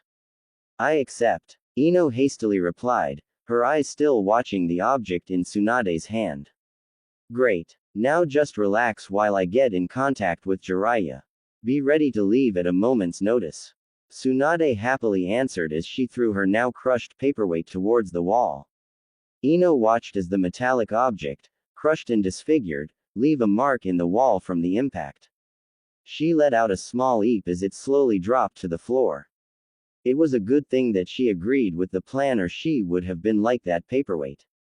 Shizune glared at Tsunade, waiting for her mentor to continue. Tsunade saw the dirty look that Shizune was giving her but ignored it until Ino was completely hooked on her idea. Since it's settled, I want you to rest up and be prepared for anything. I have an odd feeling from the depths of my stomach that something is going to happen soon. Be on your guard, Ino. Hi. Ino bowed and left the room. Her only thought in the head was how she was supposed to play her role in this game of Tsunade's. She only sighed as she headed back to her apartment, wanting to take a much long overdue bath. Explain. Shizune said as she watched the door shut itself from the outside. Why did you send Ino with Jiraiya? You could have sent me. Tsunade shook her head. I know those old farts on the council are monitoring my every move, and I'm sure they're watching yours as well.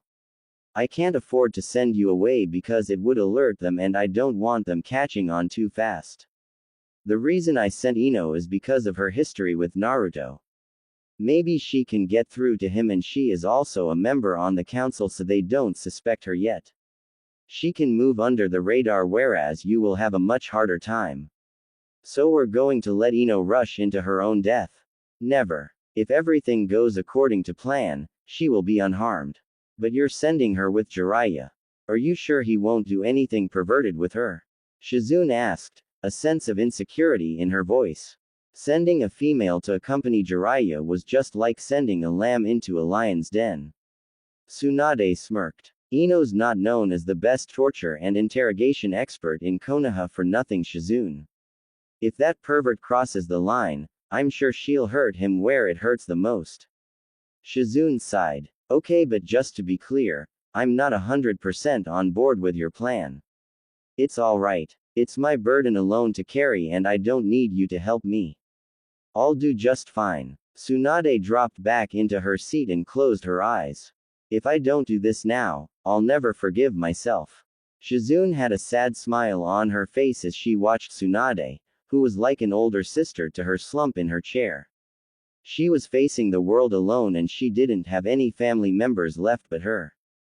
Jiraiya and Naruto left Konoha, and it was now up to her to see that Tsunade was going to keep herself out of trouble. Just as Shizune closed the door behind her, she missed the tears that was falling out of Tsunade's eyes. Tsunade knew herself that she was crying, and it was because of all the regret that she held in her heart. There was just so much a person can bear before collapsing. If she still had Naruto, she could endure any burden to make that kid Hokage. If she had Jiraiya, she might have to tolerate it with his occasional support, but they were family to her. They were the only ones that came close of being her only family, but now, they were gone. All she had left was Shizune, and she would be damned if Shizune was taken from her just like the others. Is it finished, Sasuke? Yes, Shinrei-sama. Sasuke replied, a smile on his face. This was the moment he was waiting for. The moment of revenge. After all these long months of training, of sacrifice, he would finally have his revenge on Naruto. Shinrei stood up and started to laugh. An evil maniacal laughter erupted from the man shrouded in complete darkness. Sasuke couldn't help but smirk at his antics. Soon, Konoha will be under my control. Those fools on the council are completely clueless to my plans. It is only a matter of time before I launch my takeover. Shinrei clapped his hands together and opened one hand, a bright orange flame appearing at the center of his palm. Do you know what this is, Sasuke? A flame, Sasuke answered, uninterested with where this conversation was going. No, you fool. This is what Sarutobi claims to be the will of fire, a trait that every Konoha citizen has within themselves. When I rise to power, I will crush it. Shinrei shouted and he closed his palm, making a fist. You are the fool, Shinrei. Sasuke thought as he watched his so-called master continue with his laughter. When I'm through with you, I'll end up controlling Konoha. A fool like you will never understand the true power that this village has to offer. Where is that fool Danzo hiding, Sasuke? Sasuke shrugged his shoulders. I have my Nae on the lookout as we speak. They have been given orders to eliminate and dispose of that fool. Good, Shinrei answered. And what of the demon? They brought my plan. I'm just waiting on the Nara fool to make a plan and for the bingo book to be updated. Once both parts have been complete, I will personally kill him. Even though Sasuke couldn't see Shinrei right now, he had a pretty good guess on what was going on in that man's head. Not once since he offered his services to this man, Shinrei, had he seen the man's identity. Get out of my sight. That was the man's reply. Short and straight to the point. Sasuke activated his Sharingan and watched the man fade back into the shadows. No matter how many times he had his bloodline activated, he couldn't learn the secret to that trick. No chakra residue, no chakra whatsoever. Sasuke deactivated the Sharingan and gritted his teeth. It's only a matter of time until I find you, Shinrei, Sasuke muttered under his breath as he too disappeared from the room. Somewhere just outside of Konoha, standing somewhere in the region of Konoha, stood a man of indescribable traits. He was not your average man and by far, he was one of a kind. Unique if he was compared to others. This man stood at a good 5 foot 10 inches with his golden locks swaying casually in the wind. While this man paled in comparison other muscular ninjas, he was by no means a pushover. Where he lacked in muscle, he made up for with his skills and knowledge.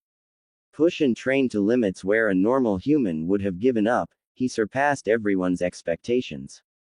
His cold cerulean eyes strike fear into the heart of many. His reputation has spread to all the great villages and even fresh genin have been taught to stay away from him for that he is the only ninja to be branded the rank of SS. He is Uzumaki Naruto, the man who is known as the Silent Storm.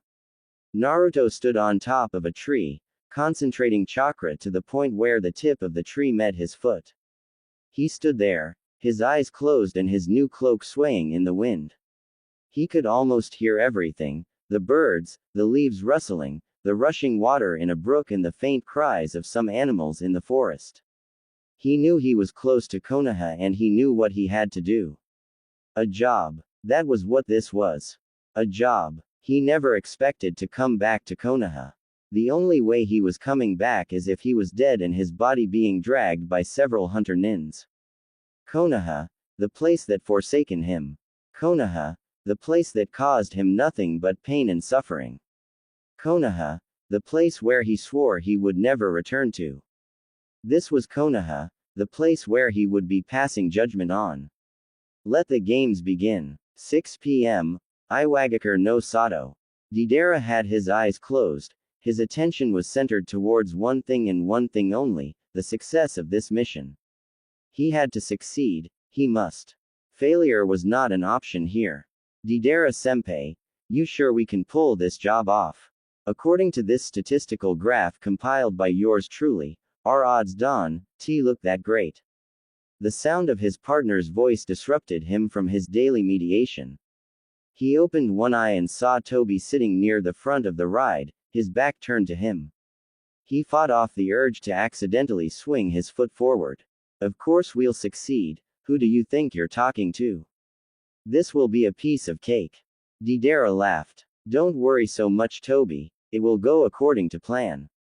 Trust me on this. But what if we run into the Tsuchikage? I heard he's literally called the fortress. Toby shuddered at the thought. I mean, what does he need to look like to have people calling him the fortress? Look like one. A mental picture formulated itself inside the young Akatsuki member's head. Deidara rolled his eyes. Don't believe everything you hear, Toby. The Tsuchikage is just a pile of bones. Just leave him to me and focus on getting the scroll. Toby nodded his head. Leader Sama wanted the original secret scrolls from each village. What does he mean by that? The original scrolls. Deidara suppressed the urge to laugh at his partner's expense. It wasn't a surprise that no one knew about the original scrolls. It wasn't a secret. It was just forgotten over time, lost in the pages of ninja history. The missing nin grinned and pulled out some of his famous clay. This is what the original scrolls look like, Toby. Deidara worked his artistic skills and within moments, the clay took shape, forming a regular scroll. The reason why they're called the original scrolls is because when the great villages were first formed, the very first kinjutsus were written on this special kind of paper. As more and more jutsus were classified as forbidden, the Kages saw that there was no way this paper could hold any more information, so they opted to switch to a bigger, longer scroll which they now called the Forbidden Scrolls. Toby nodded his head furiously. I get it now, Deidara-senpai. All I have to do is search for the scroll and then we can run for the hills. Deidara chuckled. Idiot. His eyes wandered past Toby as they watched the sun setting slowly over the horizon. No matter what happens today, leave the Tsuchikage to me. Your main priority is to search for the scrolls. I am your backup, your distraction. You got it. Deidara-senpai, I understand. Toby replied. The feelings of his words were still left hanging in the air. You know, Deidara-senpai, I can't help but feel that you know the Tsuchikage personally or something. Now why would you say that? Was the seemingly amused response from the clay user. I don't know. Toby answered. I can just tell by the tone of your voice. The way you talk about him. TCH. Deidara scoffed. There is no relation between me and that old coot. He answered. We are enemies, nothing more. Toby jumped up from his spot and clapped his hands, as if he just figured out something. I know what happened. You slept with the Tsuchikage's daughter. That's probably the reason why he hates you. Deidara's eyebrow twitched and quickly connected his fist with the back of Toba's head. Idiot. Keep your irrational comments to yourself and let me regain my focus here. The artist took a seat once more, a scowl adorning his features. Trying to ignore all that had been said by his partner, he spoke one last time before meditating once more. It's time we prepared ourselves. Toby groaned as he rubbed the sore spot on the back of his head. Yes, senpai. 15 minutes later. Are you sure this is the best way to enter? Toby whispered. Yes. No one is expecting it. Covered by the night sky, the giant clay bird slowly descended from the heavens. It flapped its large wings slowly and softly, not wanting to attract any attention to itself. The shadows of the night hid its figure perfectly, allowing it to descend into the city without any problems. The village was sheltered behind large mountains, gaining solitude and protection from outside forces. As soon as the bird was low enough, the Akatsuki duo jumped off and landed on the balcony of the Tsuchikage chambers quietly. Deidara waved his hand and dispelled the large bird, returning it back to clay once more. Which way do I go, Deidara-senpai? Toby asked. Up, down, left or right? Quiet, you idiot. Deidara hissed. He walked over to the glass doors before peeking inside. He waved hand, signaling for Toby to come over. Okay, you see the desk? Toby looked inside and saw the large desk. Yes, senpai. Is it hidden inside it? Deidara shook his head. The old man's cautious about leaving valuable things in the open. He keeps everything he considers important downstairs, just directly beneath his desk inside an iron safe. Deidara looked around the office some more, his eyes carefully searching the room for something that could prove troublesome to their mission. A large painting, books, a green carpet, the old man didn't even bother to redecorate. He mumbled to himself. When he felt that the room was secured enough, he reached over to the doorknob and picked the lock, granting them entrance inside. "Let's go, Toby," Deidara said as he pulled the door open. "Toby." He turned around and saw that his partner was nowhere in sight. He turned back around and saw Toby sitting on the desk, and even though his face was behind a mask, the blonde shinobi knew there was a smudge grin hidden out of his sight. "What kept you, senpai?" Deidara growled and marched over. "Shut up and go do your job. I'll keep watch out here. I've been expecting you, Deidara." A bored voice interrupted Deidara's instructions. The Akatsuki pair quickly turned around, surprised that someone else was in the room besides them. "Who's there?" Toby asked. "I saw you coming before you even created your transportation, Deidara. I saw you coming before you even got up this morning. Are you psychic?" Toby asked. His voice was like a child, filled with curiosity and excitement. "Can you tell me when you saw me coming?"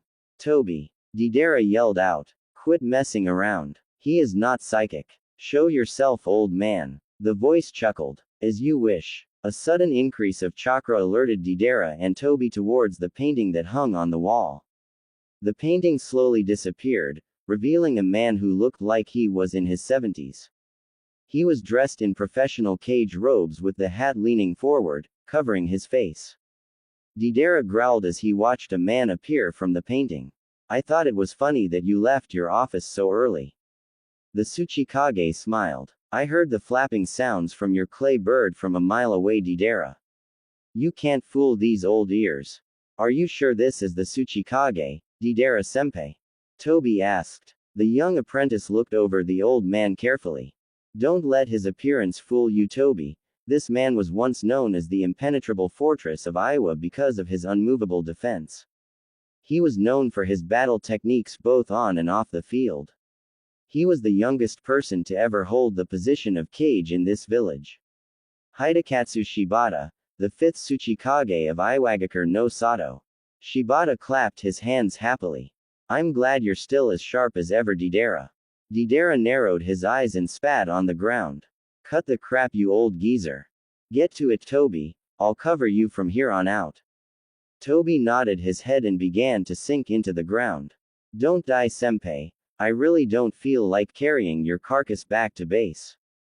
Like I would lose to the likes of him."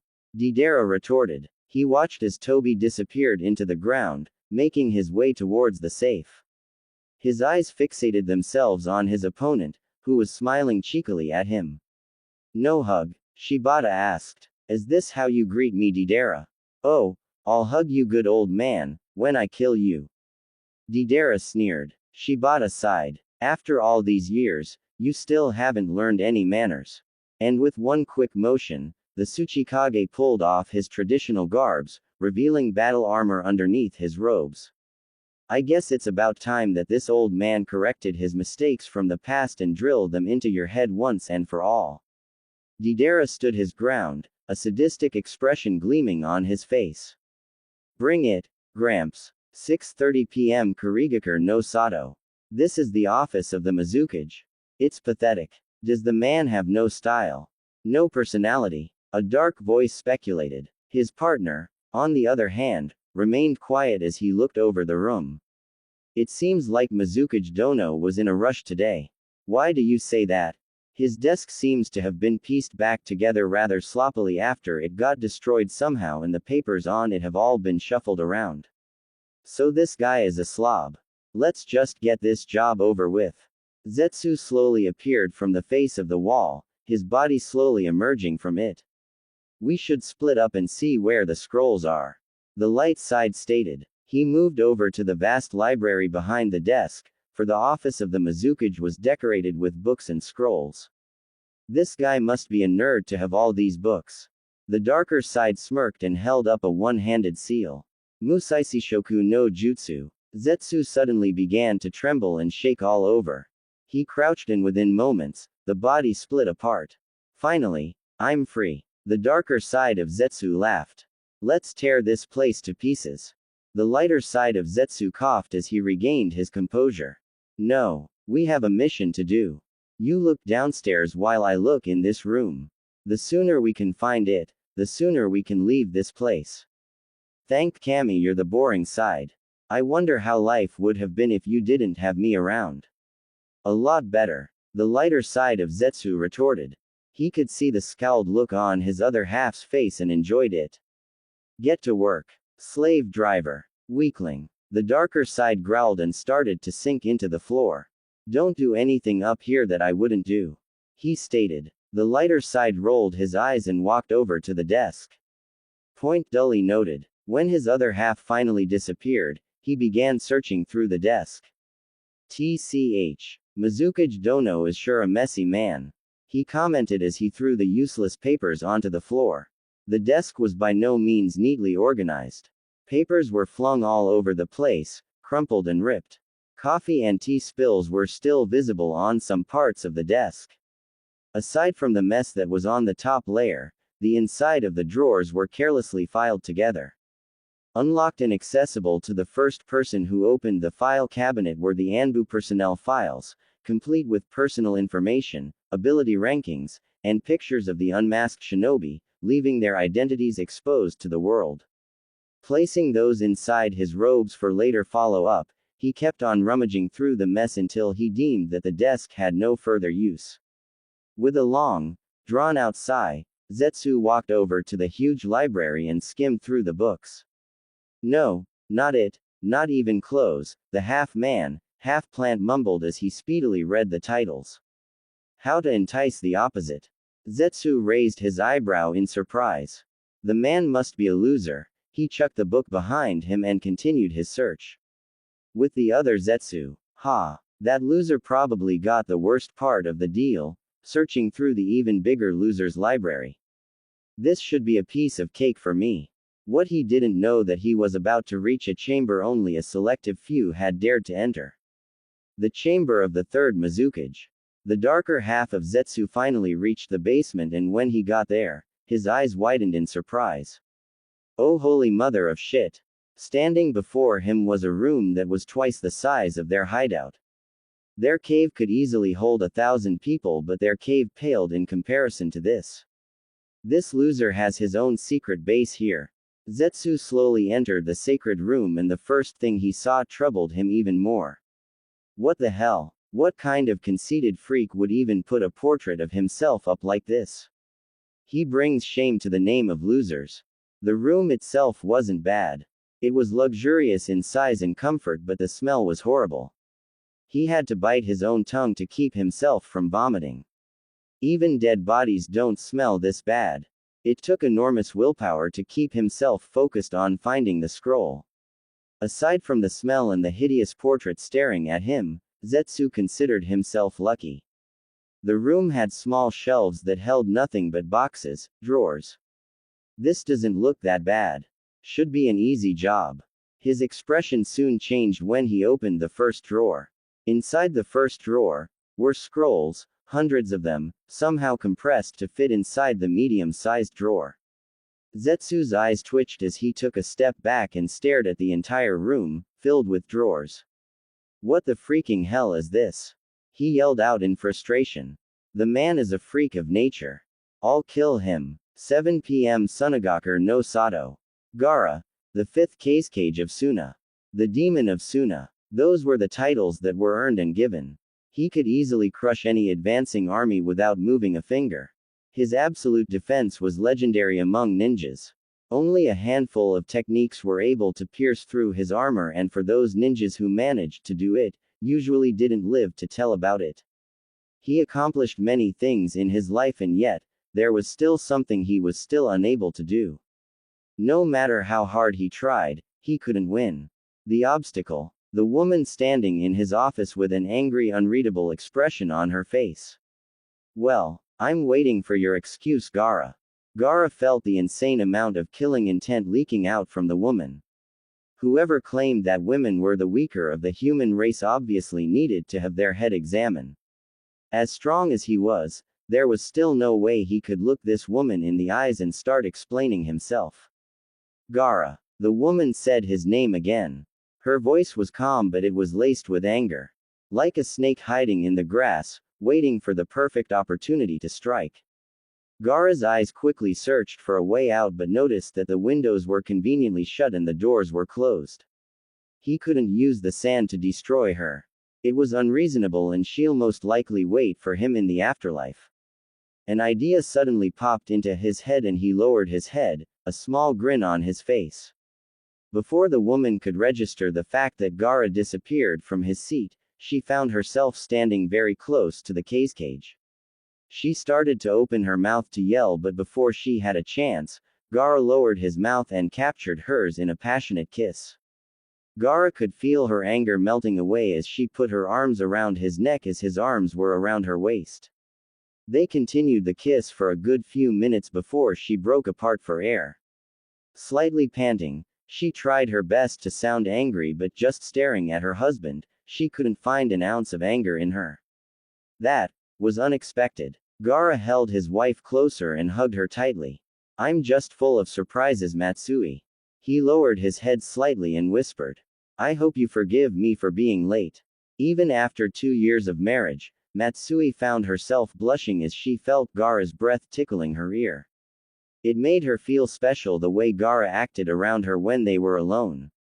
Of course I forgive you, Gaara. I love you more than anything. She sighed as she rested her head on his strong shoulders. I just wish you would stop working so hard. Gaara nodded his head. I'll try not to work so much in the future, Matsui. He reluctantly released her and gave her a light kiss on the lips. Why don't you go home first? There's something I still need to take care of. Matsui pouted and wanted to reason with him, but she stopped when she noticed that his expression suddenly became serious. She had seen this same look before and it usually meant that something was wrong. Okay. I'll wait for you at home, she said. She gave him one last kiss before pulling away slowly. Be careful, she whispered. Gaara nodded his head as he watched her leave the room. He took a deep breath and sighed. It's rude to spy on people when they are having intimate moments.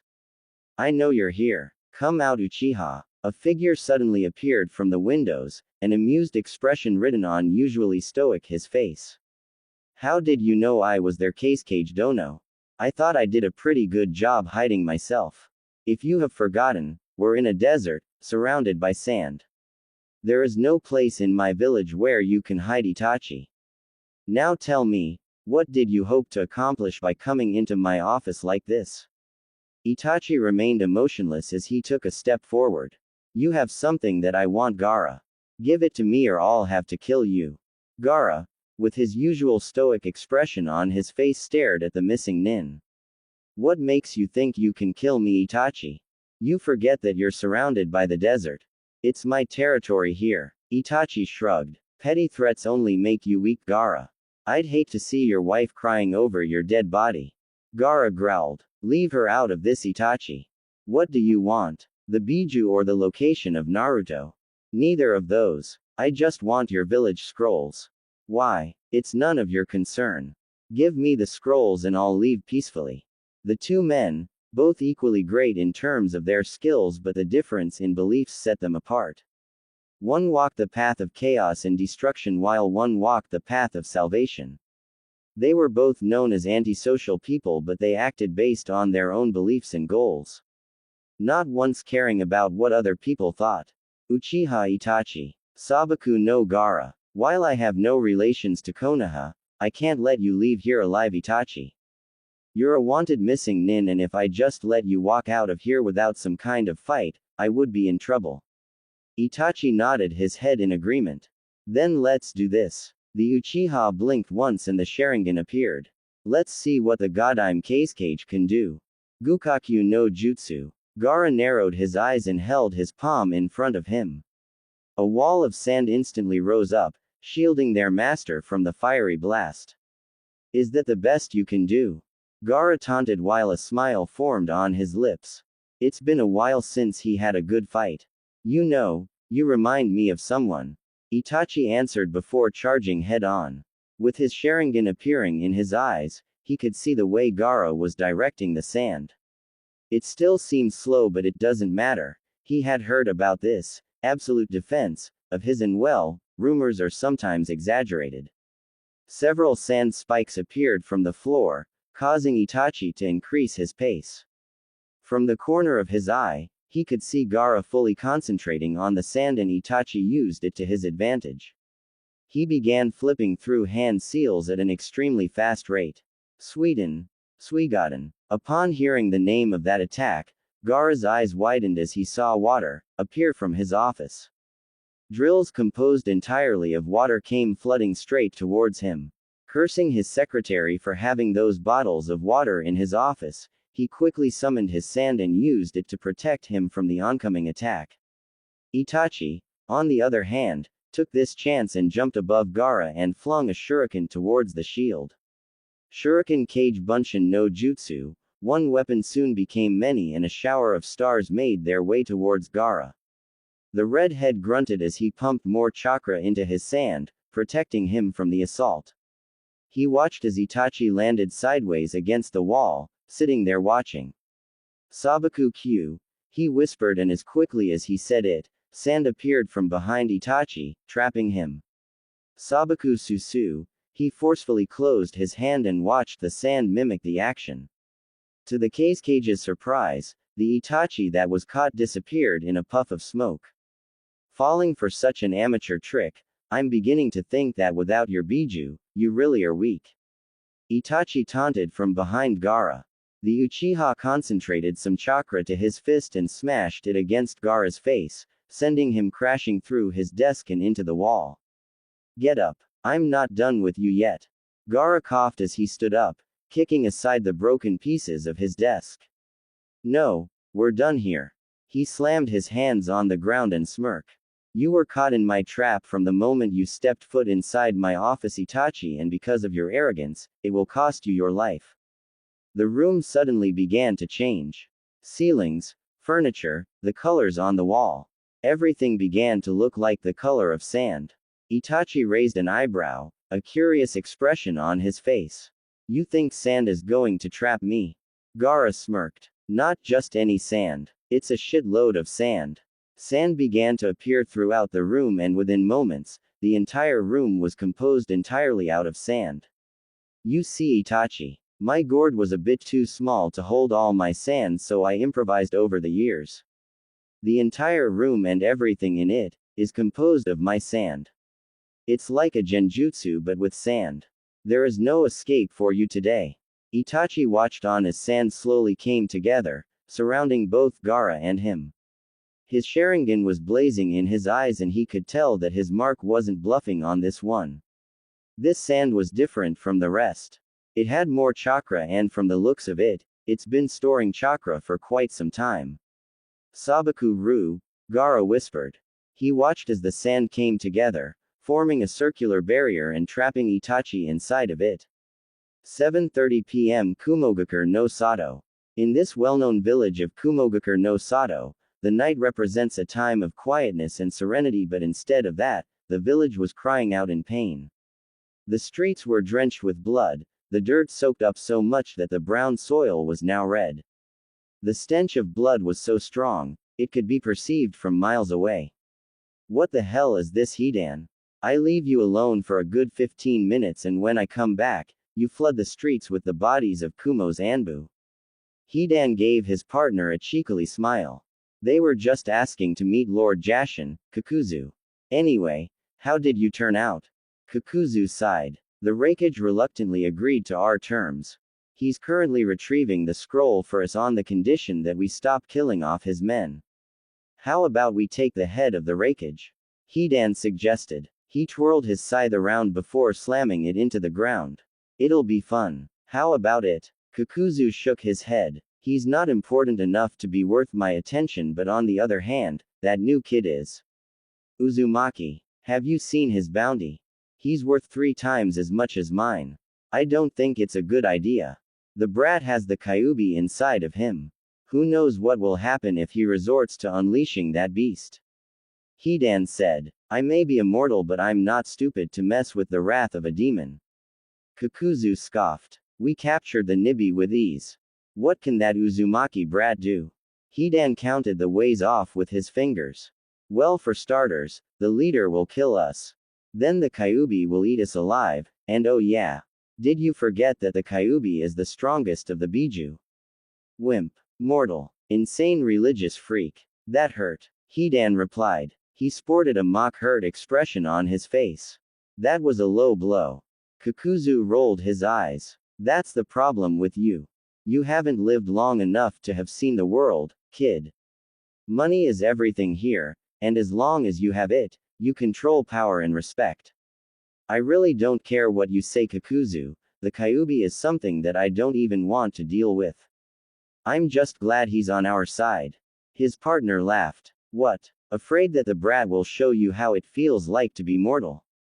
Kakuzu taunted. Never. Hidan sharply answered. But seriously, when he fought against Deidara, I didn't even feel him use the demonic chakra even once. If he's this good without the Kyuubi, think about it when he uses it. He is truly something to be feared, and I doubt that even with all your hearts, we'd be able to lay a finger on him. Kakuzu thought about it. His partner had made several good points in reference to the brat, but even still, the thrill of the hunt was in his blood. He was a bounty hunter before anything else and didn't get a thrill from hunting weaklings.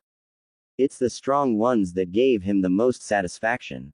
His thoughts were soon interrupted by a messenger sent by the Raikage. Excuse me, gentlemen, the messenger timidly said. The Raikage requests your presence right now. Hidan laughed. So he requests our presences now. The Raikage sure acts like a big man when he's not dealing with us directly. He put his arm around the messenger and grinned. Do you know what I hate about people who requests things from other people? The messenger nervously shook his head. No, sir. I don't know. What do you hate? Hidan brought his scythe close enough that it made a small cut on the man's face. I hate people who refuse to do their own jobs themselves. He whispered back. The messenger began to quiver in fear. Please don't kill me. I'm just a messenger here. Relax, kid. I have a heart. Why don't you run off now? We got a meeting with your Raikage. The messenger nodded and disappeared. Kakuzu rolled his eyes. I hate it when you toy with them. Just kill him and get it over with already. But it's so much more fun this way. Hidan laughed. He had the blood off the scythe and his body proceeded to turn black, giving him the appearance of a grim reaper. White lines proceeded to appear over his body where the bones under his skin would be. His feet dragged on the ground, drawing a symbol on the moist dirt, and taking a spiked metal rod, Hidan ed his lips as he drove the stake into his heart. The feeling of his organs being pierced gave him a sense of pleasure, but what caused him more joy was the sound of the messenger's screams of agony and despair as he felt his own heart pierced by iron. Yes, this was Hidan's ability. His immortality and his wound transferred to his victims when having their blood made him a very dangerous opponent to deal with. He dropped to his knees for a couple of seconds as the exhilarating sensation invaded his senses. He removed the stake from his chest within a couple of seconds thereafter and regained his composure within the minute. Let's go show them the power of the immortal duo, Hidan said as he stood back up. The wound that just inflicted upon himself slowly disappearing. Immortal duo, Kakuzu smirked. I guess that's a fitting name for us. 8 p.m. Kanahagakure no Sato. The village of Kanahagakure was known to have raised legends with each passing generation, and while each generation managed to produce ninjas of great caliber, they all had one thing in common. October 10th. This date will be forever remembered in the pages of history, but what was so significant about this day? This was the day that the Yondaime of Kanahagakure defeated and sealed away the Kyuubi no Kitsune, the mightiest of the nine-tailed demons. On this ceremonial holiday, people usually spend the entire day celebrating, but there was always this one person who hated the day. It wasn't because he didn't like it, more like because on October 10th, it was a day of survival, his survival. While most children learn survival techniques from their parents at an appropriate age, Uzumaki Naruto had to learn for himself just how dangerous the ninja world was at the tender age of 5. It was on this day that gave him the first taste of the misery that life has to offer. After being chased by drunken villagers, beaten at the gate by local boys, and then having ninjas breaking into his apartment, it was more than enough to drive anyone crazy, but not Naruto. The boy was indeed special, believing that there was always an upside to life. 15 years later, he knew how big of a mistake it was to believe that life only had an upside. No, in fact, it was just the opposite. There is no upside to life. Naruto grunted to himself as he strolled through the market district of Konoha, reliving the haunting memories of his past. When he had first snuck in through the front gates under a henge, he first visited his old apartment, but when he got there, the place was torn down for a new spacious hotel. That didn't bother him much. His apartment was just like any other place Naruto lived in, a temporary home. Hell, home was too good of a word to be wasted on that dump. It was just a prison that sheltered him during his early years. As he walked through the crowded space, he casually minded his surroundings. Even though he was under henge, he still didn't feel safe. Besides hiding his new cloak and birthmarks, his normal blonde hair was now black. Even with this simple henge, no one was able to recognize him, and it was better off that way, leaving everyone else none the wiser. He soon found himself standing at the outer edge of the city square, watching a performance take place. Naruto snorted in disgust as he observed the storyteller interact with the crowd, not paying much attention to his remarks and version of reliving the successful, yet tragic battle of the Yondaime Hokage and the Kyuubi no Kitsune. He heard the crowd shouting boos when an incredibly fake and inaccurate depiction of the Kyuubi appeared, but when the hero of the story jumped on, everyone started cheering. Naruto gripped his hands tightly, his blood boiling as he heard the insults from the crowd. Get the demon. Skin it alive, Yondaime-sama. Dirty filthy demon. Thank Kami-sama that you're dead. Praise the Lord for our savior, the Yondaime of Konoha. Having heard enough, Naruto left the performance and started to walk once again. Those idiotic villagers were too ignorant for their own good. There were so many times during that performance where he felt like slaughtering them all within a blink of an eye. The only thing holding him back was the fact that he was in a village full of ninjas. While Naruto continued to stroll around the area, he kept a watchful eye for any Junin-level ninjas, but surprisingly, he didn't see any. What was even more surprising was that he didn't see any of his old friends. Something was wrong here, for they had always showed up to the stupid celebration every year, yet today, oh well, it didn't matter. If anyone got in his way, he would make them wish they didn't. As Naruto continued towards the Hokage Tower, he passed by an alleyway where he caught the scent of blood. It was fresh too. Just smelling blood caught his interest as he slowly walked into the abandoned alleyway. When he got closer, he heard sounds of someone crying and whimpering. This is what you get for standing up to someone as great as me. Yeah, boss, show him the error of his ways. Naruto stood in the darkness, his cerulean eyes staring at the scene that played out before him. A group of bullies were beating on a helpless boy, but that wasn't where his eyes went. His attention was drawn towards the mask that the boy held near his chest. It was an Anbu fox mask. More importantly, it was his. He recognized the crack on the bottom right corner. He vaguely remembered what happened to his mask. He must have dropped it when he was leaving this village and the boy kept it. Hey boss. We've been found out, the third boy said. He yanked on his boss's sleeve, getting his attention. The boy that was committing the physical assault, who the other two nicknamed the boss, stopped and looked towards Naruto. What's it to you, mister? Naruto shrugged his shoulders. I'm just curious to why I caught the scent of blood. What you're doing here is none of my business. The boss smirked and nodded his head towards his subordinates, signaling that everything was okay. They continued with their beating on the helpless boy as Naruto stood there, watching. Hey, stop beating on him right now. Someone shouted. The boys froze in their spot, fear written across their face. Stupid brats. Wait until I get my hands on you. Oh shit boss, it's the she-devil from Anbu. One of the underlings shouted. The boss turned around and saw her. Crap, it's Ino. Run. He shouted as the boys broke apart, running in different directions. Ino growled as she stood at the entrance of the alleyway. Those idiotic villagers, teaching their children to hate something that doesn't even concern them. It pisses the shit out of me. She put her hands on her hips. And you should have stopped them. What they were doing was wrong. Anger clearly hinted in her voice. Naruto slowly turned around to face Ino, wondering why she was lecturing him. It wasn't any of her business if he stopped that fight or not. Why did she care? She should be out there getting drunk like the rest of those idiots. He pictured her wearing some really hideous purple outfit, but when he finally laid his eyes on her, it blew his entire mental image of her away. Standing by the entrance, she was dressed in the complete opposite of what he thought she wore. In fact, she was dressed in a beautiful purple kimono that hugged her curves perfectly.